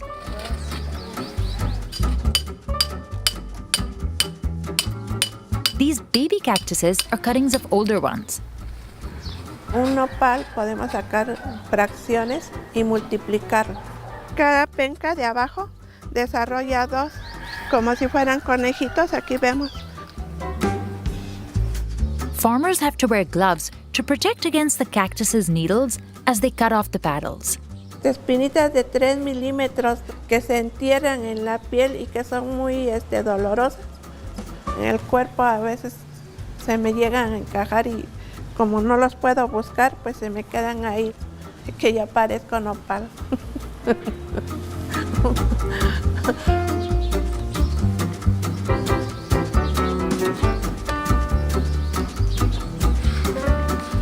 Next, Catalina washes the cactus with soap and water. Only then can she place the cochineals on the paddles. Estamos anidando lo que es la grana cochinilla madre, poniéndola dentro de un nido de palma. These look like finger traps, but they're actually tiny houses for the bugs. Catalina says no one makes them anymore, so she has to be careful not to break them. Y dentro de 12 horas o 10 horas van a aparecer la grana cochinilla bebé caminando a través de los agujeros de las uniones de la palma. And once they've spread across the paddle, she hooks in a wire and hangs it up. Now the cochineals can get to munching. Esto lo denominamos nopaloteca. En lugar de libros acomodados así, tenemos nopales. Aquí está protegida del aire, de la lluvia, del frío, del calor. Y este rack lo inventé hace más de 50 años. Catalina constantly has to check for predators in the nopal library. Predators like this telero worm. Y este se come la grana cuando está en estado larvario. Every white dot you see here is a cochineal. Tiene un polvo alrededor de ella como si fuera talco o harina. The white powder acts as a glue to help the insects stick to the paddle, and it protects them against the sun too. Cochineals stick their probe into the cactus skin and suck out the water and nutrients. Y en eso su cuerpecito empieza a trabajar como un laboratorio, transformando los azúcares en ácido carmínico. Only female cochineals produce carmine. The males are tiny, have wings, and fly away. But don't call these little guys beetles or cockroaches. Las cucarachas tienen caparazón, tienen 2 antenas y son muy feas. Y estas son preciosas. Once stayed over in Puebla, almost all of Carmona's nopal fields will be gone. She plans to replace it with corn and save just a few cactuses to raise cochineals as a hobby. She comes out to weed her fields and brush off any predators. Las arañas, los bichos. She looks for the perfect cactuses to bring back to her hungry bugs in the greenhouse. Puede ser pequeño, puede ser chueco, deforme, pero debe de ser grueso, que tenga alimento. Caretakers of the cochineals have to constantly move babies to new nopal paddles, and after 3 to 4 months, the female insects are ready for harvesting. Carmona uses a sieve to separate the bugs from their clothes, the powder and silk they make. Y se queda nada más la grana. As the dead cochineals dry out, their squishy pods solidify. Carmona sells them whole. Todo este hilo de acá hasta allá para sacar 3 kilos de grana húmeda y nos queda uno de grana así. Catalina and her daughter, Claudia Juarez Lopez, use a traditional metate to grind them into a brilliant red. Es preferible hacerlo a mano, ya que nosotros creemos que es mejor la molienda, es más despacio y el color se concentra más. Either way, it's very tedious work. It takes 70,000 bugs to make just 1 pound of dye. The powder has to be dunked in an alcohol solution and filtered to remove the insect parts. Catalina sells a kilo of her dried cochineal for about $150. No es mucho. Así, con todo este trabajo que lleva, tendría un precio de 10,000 pesos por kilo. Large food brands use carminic acid in everything, from Yoplait strawberry yogurt and Airheads to Nerds and M&M's in the UK. But customers will never taste it. No cambia el sabor. O sea, la grana solamente tiene puro color. It appears on the nutrition label as Carmine, Natural Red 4, Crimson Lake, or E120 in the European Union. Carmine is also frequently used in the cosmetic industry. And that use is anything but new. Cochineal dates back thousands of years in Mexico. It was used in lipsticks, textiles, royal headdresses, and wall art like those in the pyramids of Montalban. After Hernán Cortés conquered the Aztecs, he brought cochineal back to Europe. And it quickly replaced European dyes because cochineal fixed onto wool and silk better, lasted longer, and created a more vibrant red. About 15 times more powerful than anything that had been seen before. It came to represent power, showing up in the highest of fashion. The Catholic Church used it in its red cardinal robes, and the British Army used it in their red coats. And soon, artists like Van Gogh, Renoir, and Rembrandt were painting cochineals into their masterpieces. In the 1800s, women in the United States started using it to color food, from cakes and candies to jellies and pickled red cabbage. But then in 1856, synthetic dyes were invented, first with mauve, made from byproducts of coal, and then in 1878 with red number 2, made from petroleum. It was very difficult to compete because they had lower prices, larger volume, and similar qualities. And these synthetics just about wiped out cochineal production in Mexico. Then in 1976, the FDA banned red number 2, under suspicion it could cause cancer. And so began a renewed interest in natural dyes.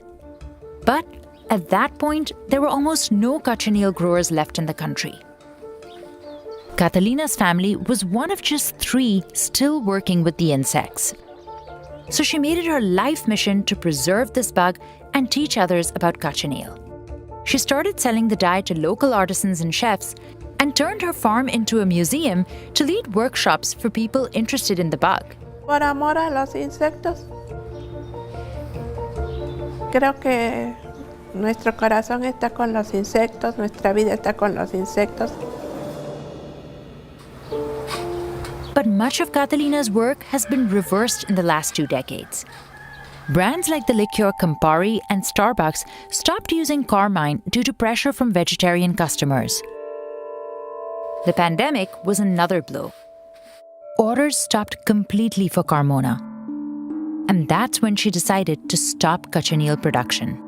Se viene la pandemia y se acabó todo. Last year, she produced 400 kilos of the bug. This year, she expects just 50 kilos. En 2 meses desaparece el espacio. She switched this entire greenhouse to tomatoes. Pues sí necesito algo que me genere dinero. So can Mexican producers save their cochineal? The answer could lie with Peru. The government started investing in cochineal farming in the 1990s to help boost employment in rural parts of the country.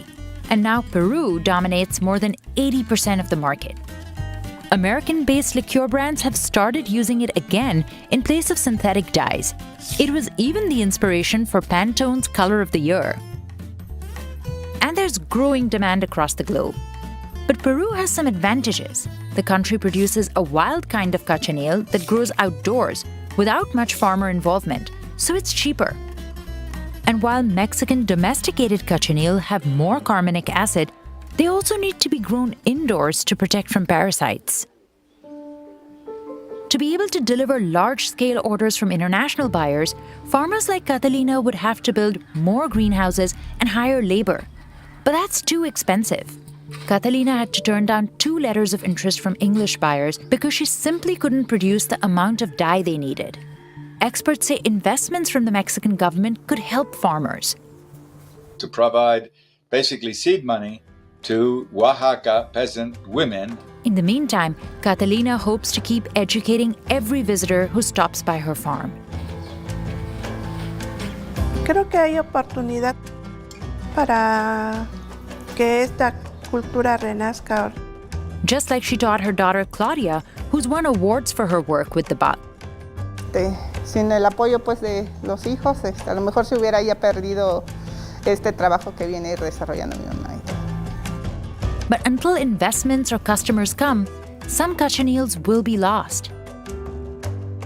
And Catalina will be here, caring for her bunny cactuses and tiny little bugs. Y mantener vivo esta especie, que creemos que es un legado cultural del México antiguo. Every omelet served on board Singapore Airlines economy class is cooked on this rotating table. We're producing here 6,000 to 7,000 omelettes per day minimum. In catering facilities like this one, chefs prepare all the main dishes for nearly 20 million passengers a year. 24/7, 365 days a year, it's non-stop all the time. That's Anthony. He's in charge of the entire catering operation, and his food shopping budget is $500 million a year. So it's quite a substantial amount of product. His kitchen cranks out 168,000 lobster tails every month and over 1 million pounds of rice a year. But even the most expensive meals don't always taste the same in the sky. Historically, flavors could change depending on the conditions inside a plane, a phenomenon aircraft manufacturers and airlines have spent decades trying to fix. Just do one last taste. So catering facilities like this one are left with a logistical nightmare. How to make 50,000 yummy meals a day in a massive time crunch. With military clockwork. Because just like us, these meals can't miss their flight. The plane is ready, you need to be ready. So how does Singapore Airlines serve up so much food in time for takeoff? This is Singapore Airlines' biggest catering facility, located within Changi Airport. It's run by the airline's catering partner SATS, and while SATS does make food for 45 other carriers, Singapore Airlines is by far its biggest customer. SIA, to be frank, is a very demanding customer. Anthony works with SATS to develop hundreds of new menus every year, and creating one dish can take 9 to 12 months. There's different menus flying in different directions and different cuisine types, Japanese, Chinese, Singaporean, and obviously Western meals. The airline runs menus from 77 different departure cities. So if you're leaving Singapore, you'll be offered chicken and rice or a hawker soup. If you're leaving New York City, you'll get a smoked trout salad. And of course, the food changes based on where you're sitting on the plane. In first-class suites, passengers have the most options, from caviar and lobster thermidor to beef tenderloin. In premium economy, flyers have just a couple choices, like this nasi kerabu, because the airline cooks it in bigger batches. No matter the cabin, chefs try to include a protein, vegetable, starch, and a sauce in each dish. Before anyone can get to cooking, they need to suit up. They wash their hands thoroughly and step into this air shower. To remove hair, dust, and anything which may provide opportunity inside the facility for contamination.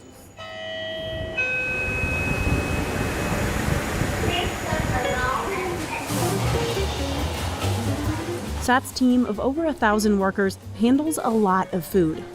Easily, one day we can have about 800 to 1,000 menus running. They usually start cooking meals 24 to 36 hours before a scheduled flight, and it's all broken down into stations. It's like a restaurant. You have a salad section, you have a dessert section, you have a hot kitchen. This is just on a much larger scale. In the premium kitchen, they're grilling meat, like this filet mignon, for the first and business class. Essentially what we're doing is we're cooking the meal about 30-40%. If they cook the meat all the way through now, it would be really overcooked by the time it got onto the plane. So chefs depend on flight attendants who finish cooking it in the air.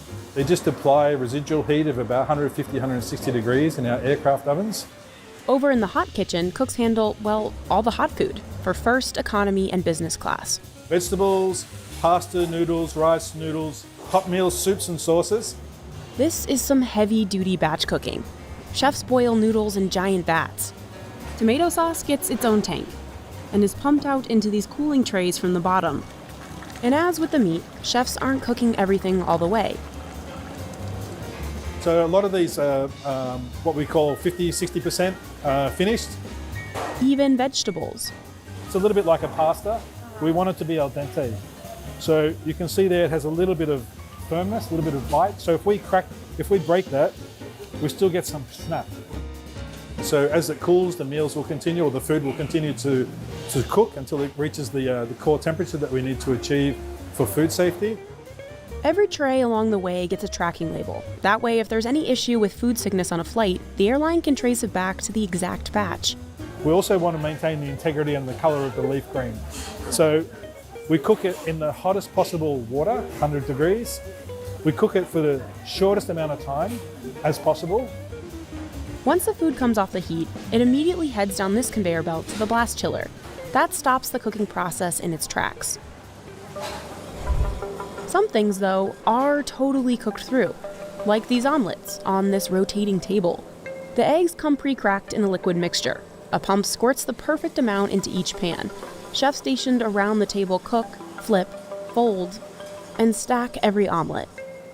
We're producing here 6,000-7,000 omelets per day minimum. So omelets is mostly for the economy kitchen. Once all the elements are cooked, most of the way through, they head to this room. So this is what we call casserole assembly for economy meals and also business class and some first class meals. This is where they pack all the food into the foil containers you might have seen in flight. Normally from the time they take the meal components from the fridge, within 35-45 minutes, they have to have put the meal into the tray. Anthony gives chefs photos to show them how each dish is supposed to look. Flight attendants get a similar picture to follow for plating. Because we have around 6,500-7,000 cabin crew, and there's only one of me, I can't be every day at the training college showing the cabin crew, so we do this for consistency. One by one, workers pile on starches, sauces, meats, and vegetables. Here's that pasta we saw cooking earlier. They each get a foil topper and then are carted into a holding fridge. That's where basically the packing team goes a little bit like a supermarket where you pick and mix. Chefs assemble the desserts in a different room. Today they're making floating islands, a dessert with a meringue suspended in creme anglaise. All these dishes look great on the ground, but there's one big problem. Food can taste different in the air. On some planes, your taste buds are about 30% less sensitive to sweet and salty foods. That's because of the pressure, dryness, and engine sound. In the older 777s and A320s, the cabin is pressurized up to 8,000 feet, so it feels like you're eating lunch on Machu Picchu. And humidity on board can sit as low as 12%, less than some deserts. When you have a dry mouth and a worsened sense of smell, foods can be twice as bland. So historically, that meant airlines loaded on salt for you to even taste the food, sometimes leaving passengers feeling bloated. But in new planes, manufacturers are making conditions on board easier on your body. In the A350s, A380s, and 787 Singapore Airlines flies, cabins are pressurized up to 6,000 feet. So instead of Machu Picchu, it feels like you're eating dinner in Denver. And because new planes are made of more carbon fiber, it's possible to increase humidity to about 24%. When you have more moisture in the cabin space, your sinuses and your body is not dehydrating as quickly, and your taste and your palate is not as, influenced. So flyers can taste a lot more these days, making it easier on chefs like Anthony. There's no additional salt, pepper, no additional salt. Anthony can use this room to simulate a pressurized cabin and test how food will taste in the sky. And to address that bloating issue, he uses ingredients like Turmeric reduces swelling in your body, inflammation, right? So you're feeling a lot more comfortable. Ginger is also for sleep and rest and relaxation. Which leaves just one more hurdle: reheating the food. Flight attendants only have small ovens to work with on board. So how do chefs make sure their food still tastes good? Well, cooking halfway and moving quickly helps. And they avoid dishes that don't travel well. We try not to do things that are deep fried, for example. Chicken wings, it doesn't stay crispy, and none of us really like to bite into soft French fries. They also stay away from thin fish, like sea bass. A fish which is a bit thicker, a cod, a salmon, they stand up much better to in-flight experience. After all the meals are assembled, the food finally meets up with the carts you see on board. So we have here the tray assembly area. Elevators bring clean trays, cutleries, and dishes upstairs. The silverware elevator? Yeah, it's like it's a deluxe ride, for your cutlery. Chefs work on an assembly line, picking and placing all the napkins, all the porcelain, the linenware, the knives, forks, everything right through to the salt, pepper shakers and the butter portions. This is a dinner service for business class. And then they'll put the appetizer, so the appetizer is always preset on a supper service. They'll put a lid on it, they'll put the dressing on the side, and then it will get packed into the carts. It's the same process for economy class, just the tableware, like the food, isn't quite as fancy. That cart is packed with all the meals inside. It has a label tag, it says what flight number it is, what destination, what meal service it should be. This helps cabin crew know what's inside the carts without having to open them. If you open it up, that document there will correspond with what meal goes inside. So here we have porcelain, here we have the glassware, and then that will correspond then with the meal types that come in from the meal packing side. Those carts take a ride on another elevator and will be loaded onto flights usually within an hour before takeoff. Every team along the process has to move extremely fast because all the food has to be cooked, assembled, and eaten in flight within 72 hours. So we never want to exceed 72 hours in terms of food processing. If the team goes over that time limit by just an hour, they exceed food safety requirements and can't serve those meals anymore. This meal will be on a plane tonight. Okay? So this production probably occurred yesterday. It all moves so fast because at the end of the day, they've got a flight to catch. You can't miss the plane. Every round in this rifle could save a bird's life. The splash of the bullet scares migrating species off this mile-long toxic lake in Montana. If birds land there for more than a few hours, the acidic water cooks them from the inside out. It's Mark Mariano's mission to make sure that doesn't happen. Yeah, Mark Mariano, Waterfowl Protection Specialist. We invented that title, but it fits. He uses a multi-million-dollar arsenal of high-tech tools to keep birds off of what used to be a copper mine in Butte, Montana. This is the one everybody likes to see, though. Do you get to fly the drone? That's what they always say. No. What's now a toxic bird bath started out as an open pit mine 65 years ago. But in 1982, the company that owned the mine shut down the water pumps.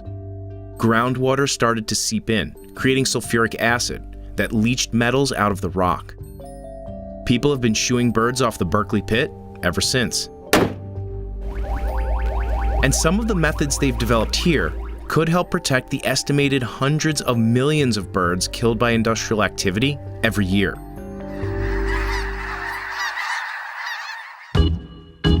Snow geese, avocets, and grebes are just a few of the species that stop in Butte on their journey north in spring and south in fall. And Mark loves them all. And your widgeon, teal. I mean, I dream, sleep, eat, and poop, ducks.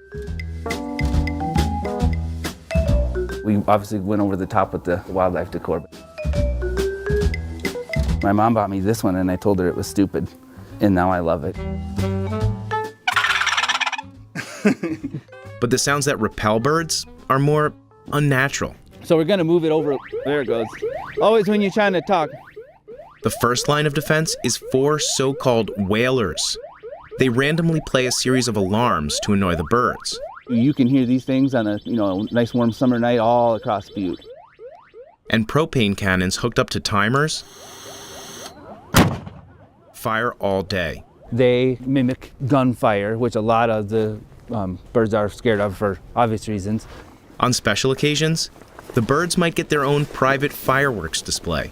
This is a kind of a last resort, or we know, something big would be coming. We've used them twice.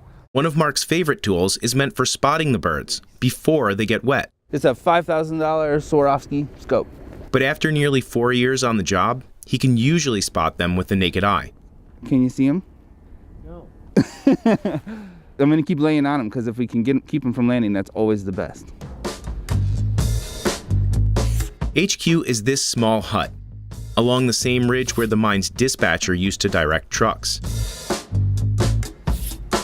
They call it the Bird Shack. We've discussed renaming it something more professional sounding than Bird Shack, but it's become such kind of a colloquial term that we kept it. During peak season, someone like Mark comes up here every hour to do what they call hazing. That's the technical term for annoying birds that land on the pit, so they fly away. We got a group coming in. 1, 2, 3, 4, 5. And it looks like more shovelers.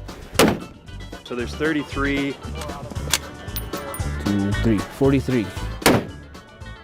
When they first started scaring off birds 30 years ago, Their only tools were a rifle and a clipboard. They didn't even have heat during the long Montana winters. For the most part, it worked. Even if the miners' records looked like a real-life game of duck, duck, goose. That changed in 2016.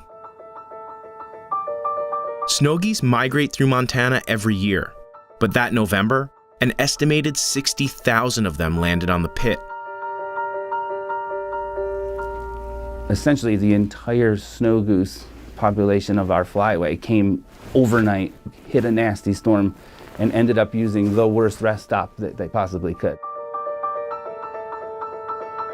This could be myth now, you know, but they shot the gun so many times the barrel essentially curved because it got too hot. About 3,000 birds died in a matter of days, according to the U.S. Fish and Wildlife Service. Those guys choke up when they, a burly miner talking about coming out here and seeing, thousands of snow geese on there. After that, the companies working to clean up the pit brought in experts to devise a more scientific approach. The researchers discovered that the pit attracts over 50 bird species, not just ducks and geese. The companies invested hundreds of thousands of dollars into fancy high-tech tools, but many didn't work. It turns out that each kind of bird responds differently. With each of the technologies, as well as the simple stuff, a combo of them can help sometimes. And then usually one will pick up where the other leaves off. The aerial drone is most effective when birds land on ice or the shore, where there's a risk a bullet could ricochet. Mark's high-powered laser works well on American coots and other species that like to migrate at night. In 2016, they custom-built drones just for the pit. Early prototypes combined 3D printed parts with boogie boards and kid-sized kayaks. So they're at your 10 o'clock. Today, technicians use a remote control to operate what they call the water dog. Here's the group. Oh, they probably went out of your view to the left a little bit now. Sometimes the boat gets the birds to lift off. Then a rifle shot gets them to fly away. This new and improved suite of tools has a near-perfect record of keeping birds off this deadly human-made mess. Successful programs like the one at the pit are more important than ever. Nearly a third of North America's bird population has disappeared since 1970. Mining is to blame for destroying habitat, but some cleanup efforts have worked, just not always in the way people expect. For a prime example of that, you need to travel about 20 miles downstream. Every year, hundreds of thousands of birds stop here, the Warm Springs Wildlife Management Area. It's where researchers Stella Kaposha and Gary Swant come to count birds. Oh, we've got some American avocets. These scientists helped design the pit's upgraded protection program. The reports that we do here on Mondays and Wednesdays are posted in the bird shack, so these miners have a good predictive instrument of what might be in the pit. Here's a cinnamon teal that you probably haven't seen one of those yet this year. During peak season, Gary's grandson also helps with the count. We'll usually peak at like 50,000, 60,000 birds in the valley, and those are long days. Those are like 10-hour days. The team comes to Warm Springs because it's a biodiverse haven that has hosted more than half of Montana's bird species. But just like the Berkeley Pit, it was created by humans. This is a constructed area that now has then turned into a preserve for the wildlife. In 1908, a flood washed mining waste from Butte into local waterways. It killed fish and made the water unsafe for humans. After that catastrophe, these ponds were built so that hard metals could seep out of the water before they run downstream. Giant hoppers neutralize the water with lime. That keeps things clean and safe enough for wildlife. So the event happened in a single month in 1908, and here we are still getting it cleaned up. feels wonderful because we can correct the problems of the past. Experts caution that it's impossible to erase over 100 years of mining pollution. But with people like Gary, Stella, and Mark on the job, the future for Montana's birds might be looking up. But not if you're a wild turkey. I am by no means a seasoned turkey hunter, so this is my very first. But we saved everything. Mark takes pride in not letting anything go to waste. I made it real traditional, like a chicken noodle soup. It's even gluten-free, if you can believe that. Has anyone ever pointed out to you the irony of the fact that your entire job is to keep wild birds safe and you go hunting? I'm a big waterfowl hunter as well, and what that has taught me about protecting the waterfowl at the pit is just priceless. I wake up without an alarm every morning, and I'm, happy to go, literally rescue birds. And most days you walk home, with your head held high.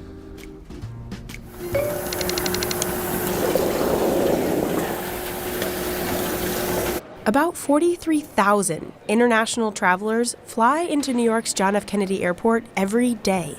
By passenger volume, it's the U.S.'s largest international airport of entry. And in just Terminal 4 alone, that equates to almost 1,000 bags an hour.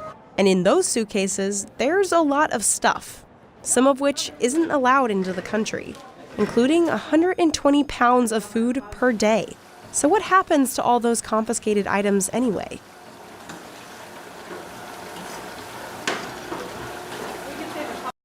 If you flew into JFK in the 90s, getting something into the US was a lot easier. But after 9/11, a conversation started about how to protect the country from dangerous foods, drugs, and people. And US Customs and Border Protection, as it's known today, was formed. You'll generally see two kinds of CBP officials at airports: officers like Steve and agriculture specialists like Ginger. Their job is to find, seize, and destroy millions of items each year that don't belong in the United States. It's a big job, and sometimes it requires a sidekick. A sidekick on 4 legs. This is K9 Spike. Look, Spike. He is an 8-year-old Belgian Malinois. I've been his only handler from day one. He's trained in narcotics. During the duration of our career, probably seized over 400 different seizures. CBP officials like Steve identify high-risk individuals trying to enter into the U.S., as well as drugs and firearms.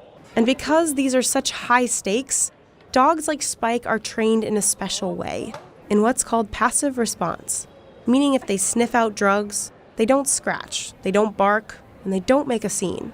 They sit. And if they're right, the dog gets rewarded. His reward is actually this toy right here. So he likes to play. So, ain't that right? You like to play. You like to play. Yes, you do. Yes, you do. Let me see it. Let me see it. Here at the port, we've caught up to 16 keys of ecstasy recently. Narcotics are then seized and sent to be incinerated. The incinerator's location is kept a secret as a matter of national security. Now, pretty much everyone knows that narcotics aren't allowed through U.S. borders. But actually, drugs aren't the most commonly seized item at JFK. Food is. When a regular traveler arrives in the U.S., they're required to declare any food items they're bringing in, or face up to a $1,000 fine for the first offense. These items aren't taken because agents want to eat your yummy Spanish ham or Caribbean mangoes. It's because agents are responsible for protecting American agriculture from any foreign pests or diseases that could affect our livestock or crops. And that's where agricultural specialists like Ginger come in. Everything gets destroyed. To protect against that pest risk, we are protecting the country's agricultural interests. We're protecting against bioterrorism, where someone could intentionally try to bring in items to wreak havoc in this country. Foreign bugs hitchhiking in luggage have wreaked havoc in the U.S. before. Florida's orange and grapefruit growers lost $2.9 billion from 2007 to 2014, thanks to the Asian citrus psyllid. And since being introduced into the U.S. in the 90s, the Asian longhorn beetle has ravaged hardwood trees. Eradication efforts between 1997 and 2010 cost more than $373 million. In our country, We go into the grocery store and the food is always there. We don't have to look at it for holes or check if it's got some disease on it. It always looks great. So we get kind of spoiled, and we don't really understand the importance of protecting that. So it's crucial that even a single stowaway orange is found and confiscated. But with 34 million annual international passengers to and from JFK, going through each of those bags can seem pretty impossible. For humans, that is. Luckily, they've got a little help from the Beagle Brigade. This four-legged officer is Biscuit, and like Spike, Biscuit is trained in passive response. But Biscuit's trained to sniff out food, rather than drugs. They actually learn. They start out with 5 target holders, and then over the years he'll expand, and they retire with sometimes like 150 holders that they know. And Biscuit's pretty good at sniffing. These beagles have an estimated 90% accuracy rate. Watching your dog sit on 3 grapes in a Samsonite hard-side suitcase is just incredible. Scientists say their nose is 1,000 times stronger than ours, and they prove it every single day. Once Biscuit sniffs out an item, the passenger in question and their bags go to Ginger, who will x-ray and search the luggage. Okay, these are both your bags, correct? Okay. Did you pack everything yourselves? You pack your bags yourself? Okay. Ginger unzips the bag and searches each one by hand.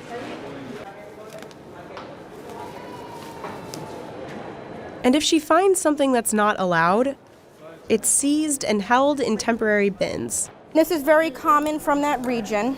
Once you open it all up, you have grape leaves. These are horse meat sausages. This is another very good example of what we get very frequently, especially in the springtime.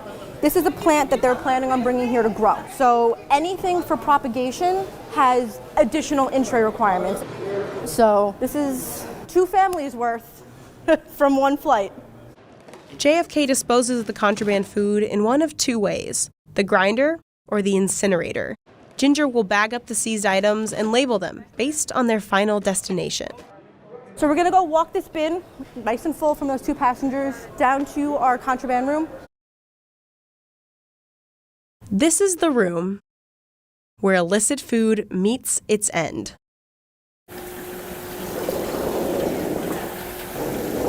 This is our grinding machine. This is what we'll generally use for fruits, vegetables, that kind of commodities. It is called the Muffin Monster. But before Ginger can send a piece of fruit down the Muffin Monster, she cuts it open, squishes it, and inspects it. She's looking for evidence of diseases, insertion points for insects, and exit points for larvae. If she finds a little bug, like this one, she neutralizes the pest risk and sends it to the U.S. Department of Agriculture for further investigation. Now it's back to the Muffin Monster. 120 pounds of food are grinded up each day from arriving international passengers. Avocados, mangoes, and citrus are among the most common fruits that end up in the grinder. We do get messy. It's important to dispose of it properly. I love to eat as much as everybody else. I'm a big fan of food, but I know the importance of making sure that what we seized because of established risks is disposed of properly to prevent it from causing problems. So the next time you've got an orange tucked into your luggage, declare it and let experts like Ginger decide if it's admissible.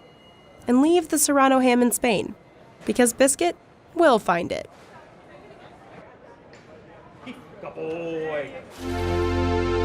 Recognize this hairline? It belongs to Eleven on Stranger Things. Her signature buzz cut returned for the show's 4th season.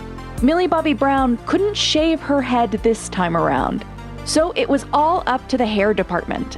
TV and movie wigs like these call for an especially high standard of detail, one that keeps rising with the advent of HD and 4K cameras. And at wig maker Rob Pickens' studio, it's a long road to creating a hyper-realistic wig like Eleven's, one that starts here.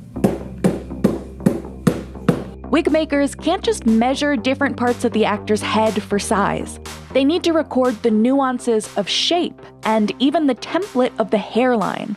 That means a hyper-customized fitting. The initial fitting with the actor is our time to capture as much information as possible. First, they mold the precise shape of the actor's head with a head wrap, using cellophane and a lot of tape. Then they get even more granular, tracing the intricate growth patterns at the hairline. All the markings are our roadmap for the entire process. Everything from where the actor's hairline ends to maybe we mark they have quite a slope at their neckline below the occipital. The head wrap goes onto a canvas block, which they shape to match the actor's head using a mix of cork and stuffing. This process is called padding the block, so think of it like padding a pillow.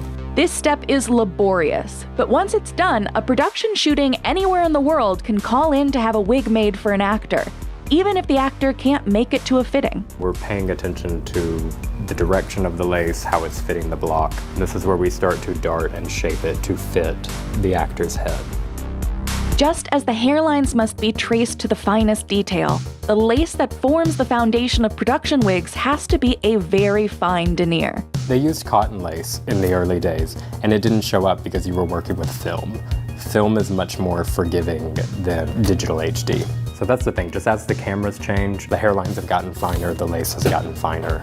The same goes for the silk base that's sometimes used to simulate skin under a wig. It used to be a much heavier silk fabric.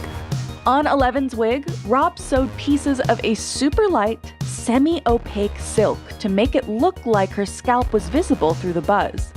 Sometimes silk isn't enough to complete the illusion, so the hair team will add a prosthetic piece under the wig's foundation. That was the case on Blonde, where 3 prosthetic pieces concealed Ana de Armas's darker hairline. And on Pam and Tommy, where a forehead prosthesis under Lily James's wig replicated Pam Anderson's naturally higher hairline. The same considerations apply to the next step, the ventilating process, where they stitch in each hair one by one. We use a variety of knotting techniques, one of which is called point knotting, which involves a particular way of tying the hair so that the cuticle allows the hair to push down as close to the scalp as possible. This technique allows short-haired wigs like Eleven's to be virtually undetectable. It's also useful for the back and sideburns of men's wigs. It's all about matching the idiosyncratic natural patterns of the actor's head. So for example, temples either grow back or down. This particular actor grew down, so the hair was knotted that direction. We actually tie in crown swirls, growth patterns. We've built it and knotted it naturally so that you can part the hair anywhere on top of the head, just as you would your own head of hair.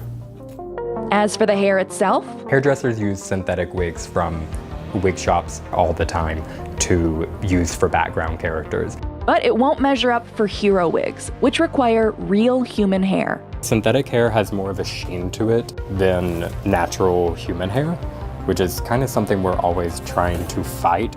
Sometimes Rob even adds mohair to hairlines to mimic the soft baby strands that naturally grow there, like for Olivia Wilde's wig in Don't Worry Darling and Ana de Armas in Blonde.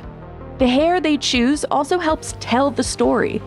When making hairpieces for a film or TV character, Rob might have to convey something a wig would normally try to disguise, like aging or ill health.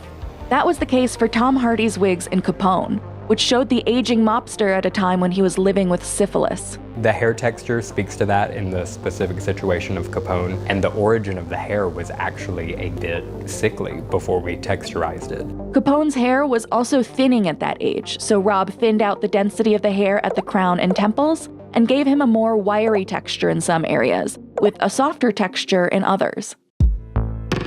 Then comes the coloring process, which requires a close understanding of a scene's lighting and how that might interact with the wig. Reds can be quite the nightmare sometimes. If we create a red wig and they put a blue filter over the entire thing, it could look brown. A lot of our job is alchemy and color theory and figuring out how that's going to play in the final product. For example, for Mank, we knew the entire project was going to be shot in black and white. So when I was doing Amanda Seyfried's wig and choosing the blonde hair, we ran a number of samples and actually put them on camera against similar backgrounds they would be using before we ever put a hair in the foundation of the wig, to make sure that the blonde wasn't going to look gray, it wasn't going to look too white, it had enough dimension at the root to look like it was grounded in her head. There were similar considerations on Stranger Things. Because of the way the show was filmed, everything showed up darker on screen, even Eddie's wig. His wig was actually like a level 7, 8 ash brown, but it was more of a green ash. So when we do more of a green ash and then they put a darker filter on it, it appears a much darker brown. Meanwhile, some period pieces call for very era-specific hair colors that we may not see around very much anymore. There's a very specific apricot blonde that you notice in older women because it was the way the oxidative dye was showing up on the gray hair. When the actor's playing a real person, it's even more crucial to nail every detail of the wig's design, from texture to color.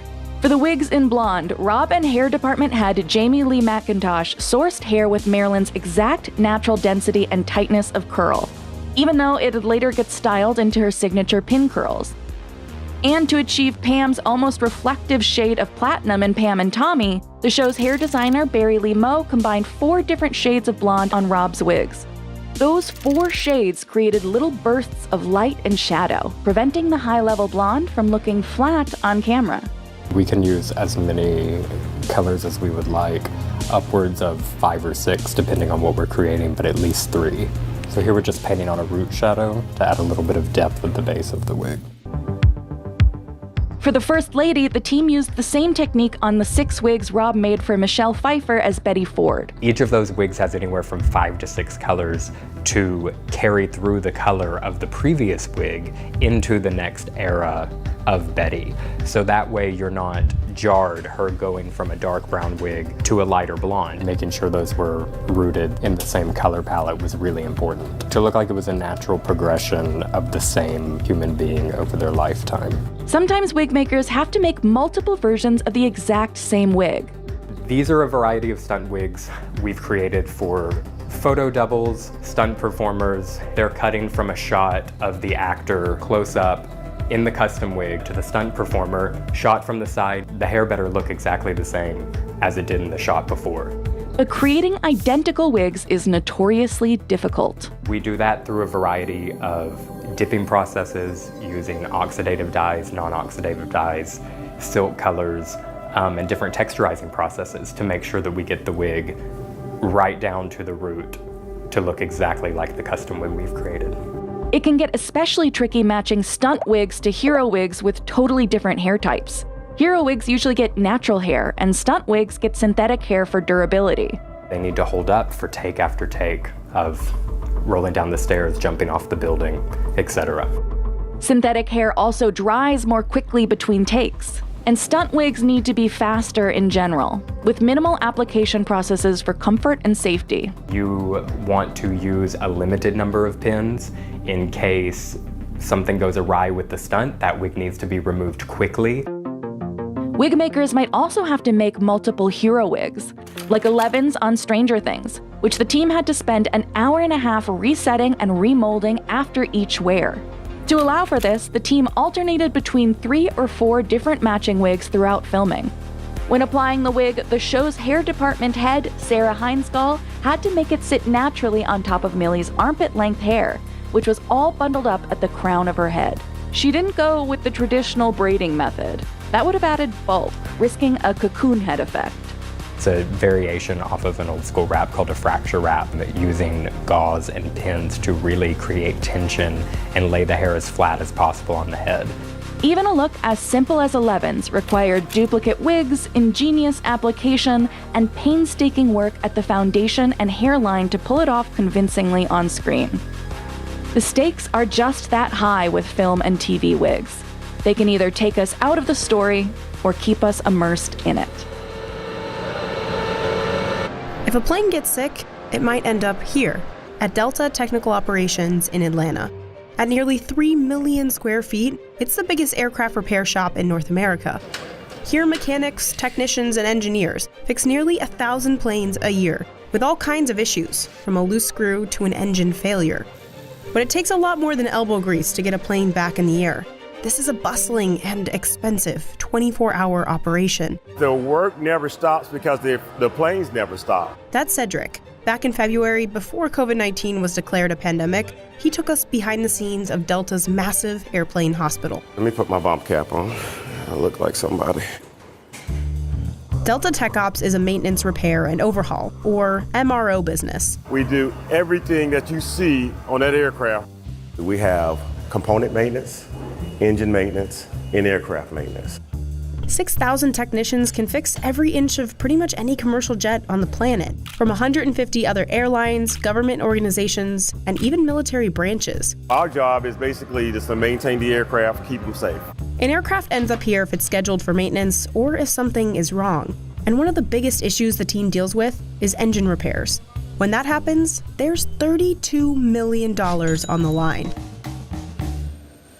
First, a plane is grounded and then tugged into this giant hangar. We can have 6 wide bodies and 6 narrow bodies in simultaneously. So that's a lot of work that can be done in here at the same time. Technicians run a diagnosis for an engine problem. If they determine it needs fixing, it heads to the engine shop.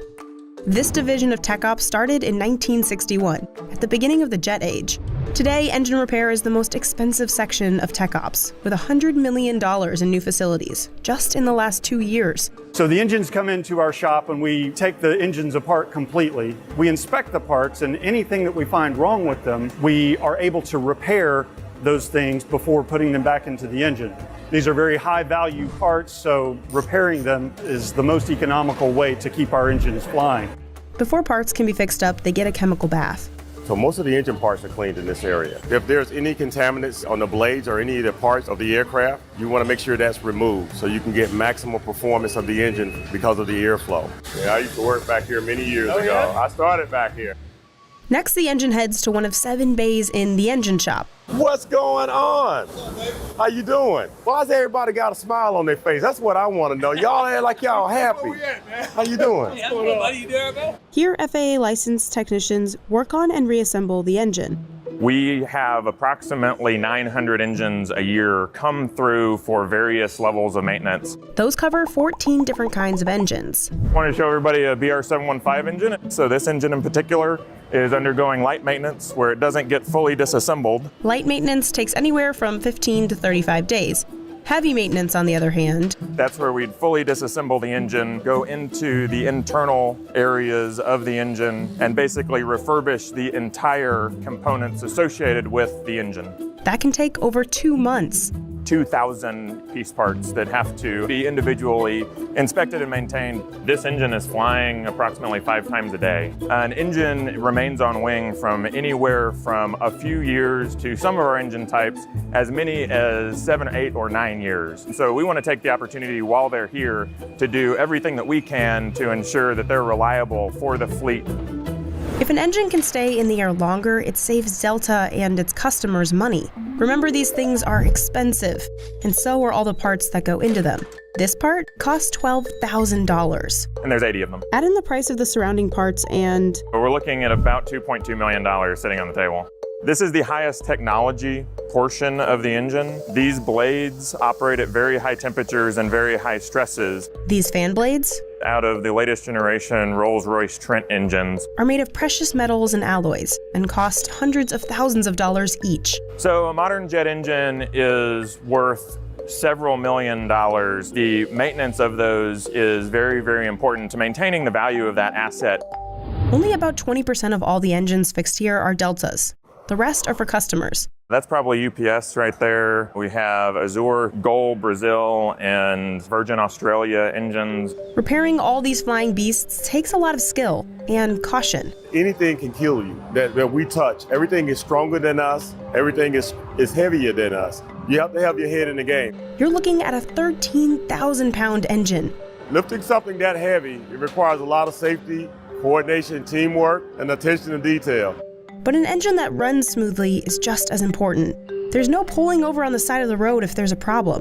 They're 40,000 feet in the air, so nothing can go wrong. But it's an example of the precision and the very close tolerances that everything has to be built to because of how fast it all spins and how hot it all gets. We want you to get to your destination safely, and that's what this is all about. To keep track of the thousands of repairs and checks, technicians record every step of the disassembly, assembly, and inspection process on work cards. They also rely on fancy gear, from the laser welding equipment to the turbine grinder. That precision is necessary to ensure the efficiency of the engine when we return it to service. All this new equipment also means Delta can repair some of the most technologically advanced commercial engines in the world. That happens out in the newer facility, opened in 2018. Once technicians have restored all the parts, they converge back into one of the engine bays. Here they flip the engine vertically and start reassembling it. The core engine is complete at this point, and they're putting on all of those accessories and harnesses and piping on the outside of the engine. But before an engine can go back on a wing, there's one more step: quality testing. That happens at the world's largest engine test cell. A short drive, or a bike ride, from the engine shops. You don't want to encounter problems while you're installing an engine on wing, so it comes to us and we make sure everything's passed off and clear. This part of the building is where the engines come in. We install and rig the engine, so basically we put the test equipment on the engine and get it ready for it to run. And then this part of the engine is your actual test chambers. The test chamber is the newest addition to TechOps, and where the engines are test run, it can handle 150,000 pounds of thrust, even though no engine actually has that kind of power. Engineers run tests 24/7, monitoring engine performance from the control room. The reason we need 24/7 is because of the production coming out of the shops. So I can have 3 engines prepped and ready, but I got 1 test chamber. So, we want to keep that test chamber running and keep it moving. So you want to get it in there, get it run, get it back out so we can move our next engine in. Once Ken's team signs off on the new engine, it's carted back to the hangar, secured on the wing, and tugged out for takeoff. As you see, there's a lot of things going on behind the scenes at the maintenance program. We're always constantly trying to work to make sure we're safe, effective, and proficient in what we do. That means once we get an aircraft in here, we're trying to make sure that we take care of everything that we need to take care of while it's down, so it can get out and fly. And when it comes back, we'll do it all over again. Every year, there are 500,000 semi-truck accidents in the US alone. That's why, just like passenger cars, these massive vehicles need to be crash tested to ensure they're safe for public roads. Besides the typical crash impact trials every car undergoes, there are a number of tests specifically made for semi-trucks. Although not required by international regulations, Volvo Trucks and Volkswagen Scania are famous for performing what's called the Swedish cab strength test. Designed to simulate the damage impacted by a rollover crash, this test is meant to see if the cab will remain intact under high pressure. First, the roof is evenly loaded with a 15-ton weight. Next, a 1.4-ton pendulum barrel is swung full speed into the cab's front A-pillar, the weakest part of the cab. Finally, a second pendulum barrel is launched into the cab's rear wall. In order to pass the test, the resulting damage must not breach the driver's survival space. The cab has to retain its original structure, without any big holes or protruding sharp edges. The test is frequently described as the industry's most difficult.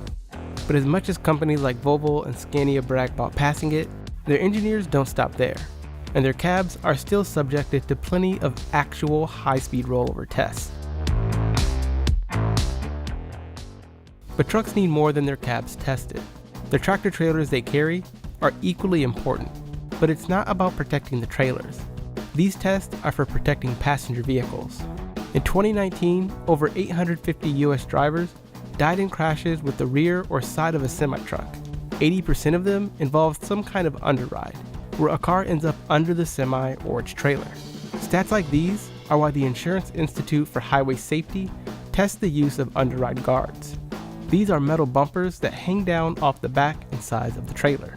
Tests involve sending mid-sized cars at 35 miles per hour into these guards to test their durability and the damage they prevent to passenger dummies. Unfortunately, these tests aren't required for trailers to pass safety standards. And while side underride guards on trucks have been required by the European Union since 2003, they aren't mandatory on US roads.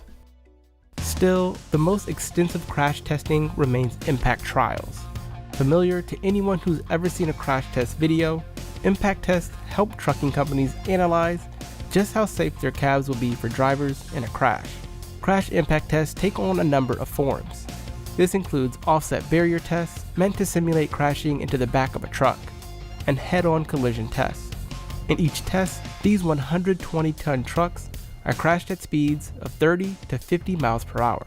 Researchers and engineers evaluate damage to the test dummies, which are designed to resemble actual human bodies as accurately as possible. They take thorough notes on which parts of the dummies receive the most damage. This information helps researchers develop improvements to prevent that type of injury in future crashes. They also evaluate damage to the cab itself. This includes structures like its frame and electronic systems. Semi-truck crash testing hasn't stopped evolving though. Just like EVs are expected to become the standard for the car industry within the next few decades, the same is true for semi-trucks. Scania already launched its first electric truck last year. However, while a regular road car chassis can package battery packs inside the wheelbase, the cab of a semi can't sacrifice any passenger or powertrain space to keep the batteries inside the frame. Instead, the cells go into boxes on the side, which replace the fuel tanks. Because of this design, these external battery packs and protective plastic casing around them need to be crash tested for durability.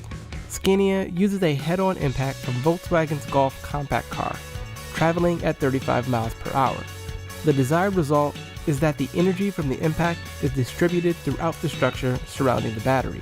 The company hasn't released full data about the tests, but says it went as expected and the batteries emerge unscathed. There are reasons companies like Volvo and Scania and the IIHS take truck crash testing so seriously. Every year, about 5,000 people are killed in crashes involving semi-trucks in the US alone. In 2019, 67% were passenger car occupants. It's the research gained from crash tests that help make trucks safer for those behind the wheel and the everyday drivers on the roads beside them. For over 400 years, one family in Japan has been shaping rice flour, beans, and sugar into tiny edible sculptures. These sweets are called wagashi, and making them is a precise and delicate art. Confectioners have to be quick, and their hands have to stay at just the right temperature, or the dough is ruined.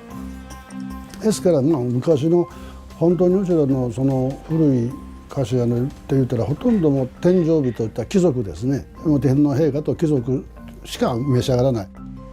Kiyoaki Maegawa is the 17th generation owner of his family's shop in Kyoto. やっぱりお菓子はやっぱり好きで、お菓子作ってて楽しい。 So, how did this dainty art go from a delicacy only a few enjoyed to a national dessert? We went to Kyoto in Japan to find out how these traditional sweets are still standing.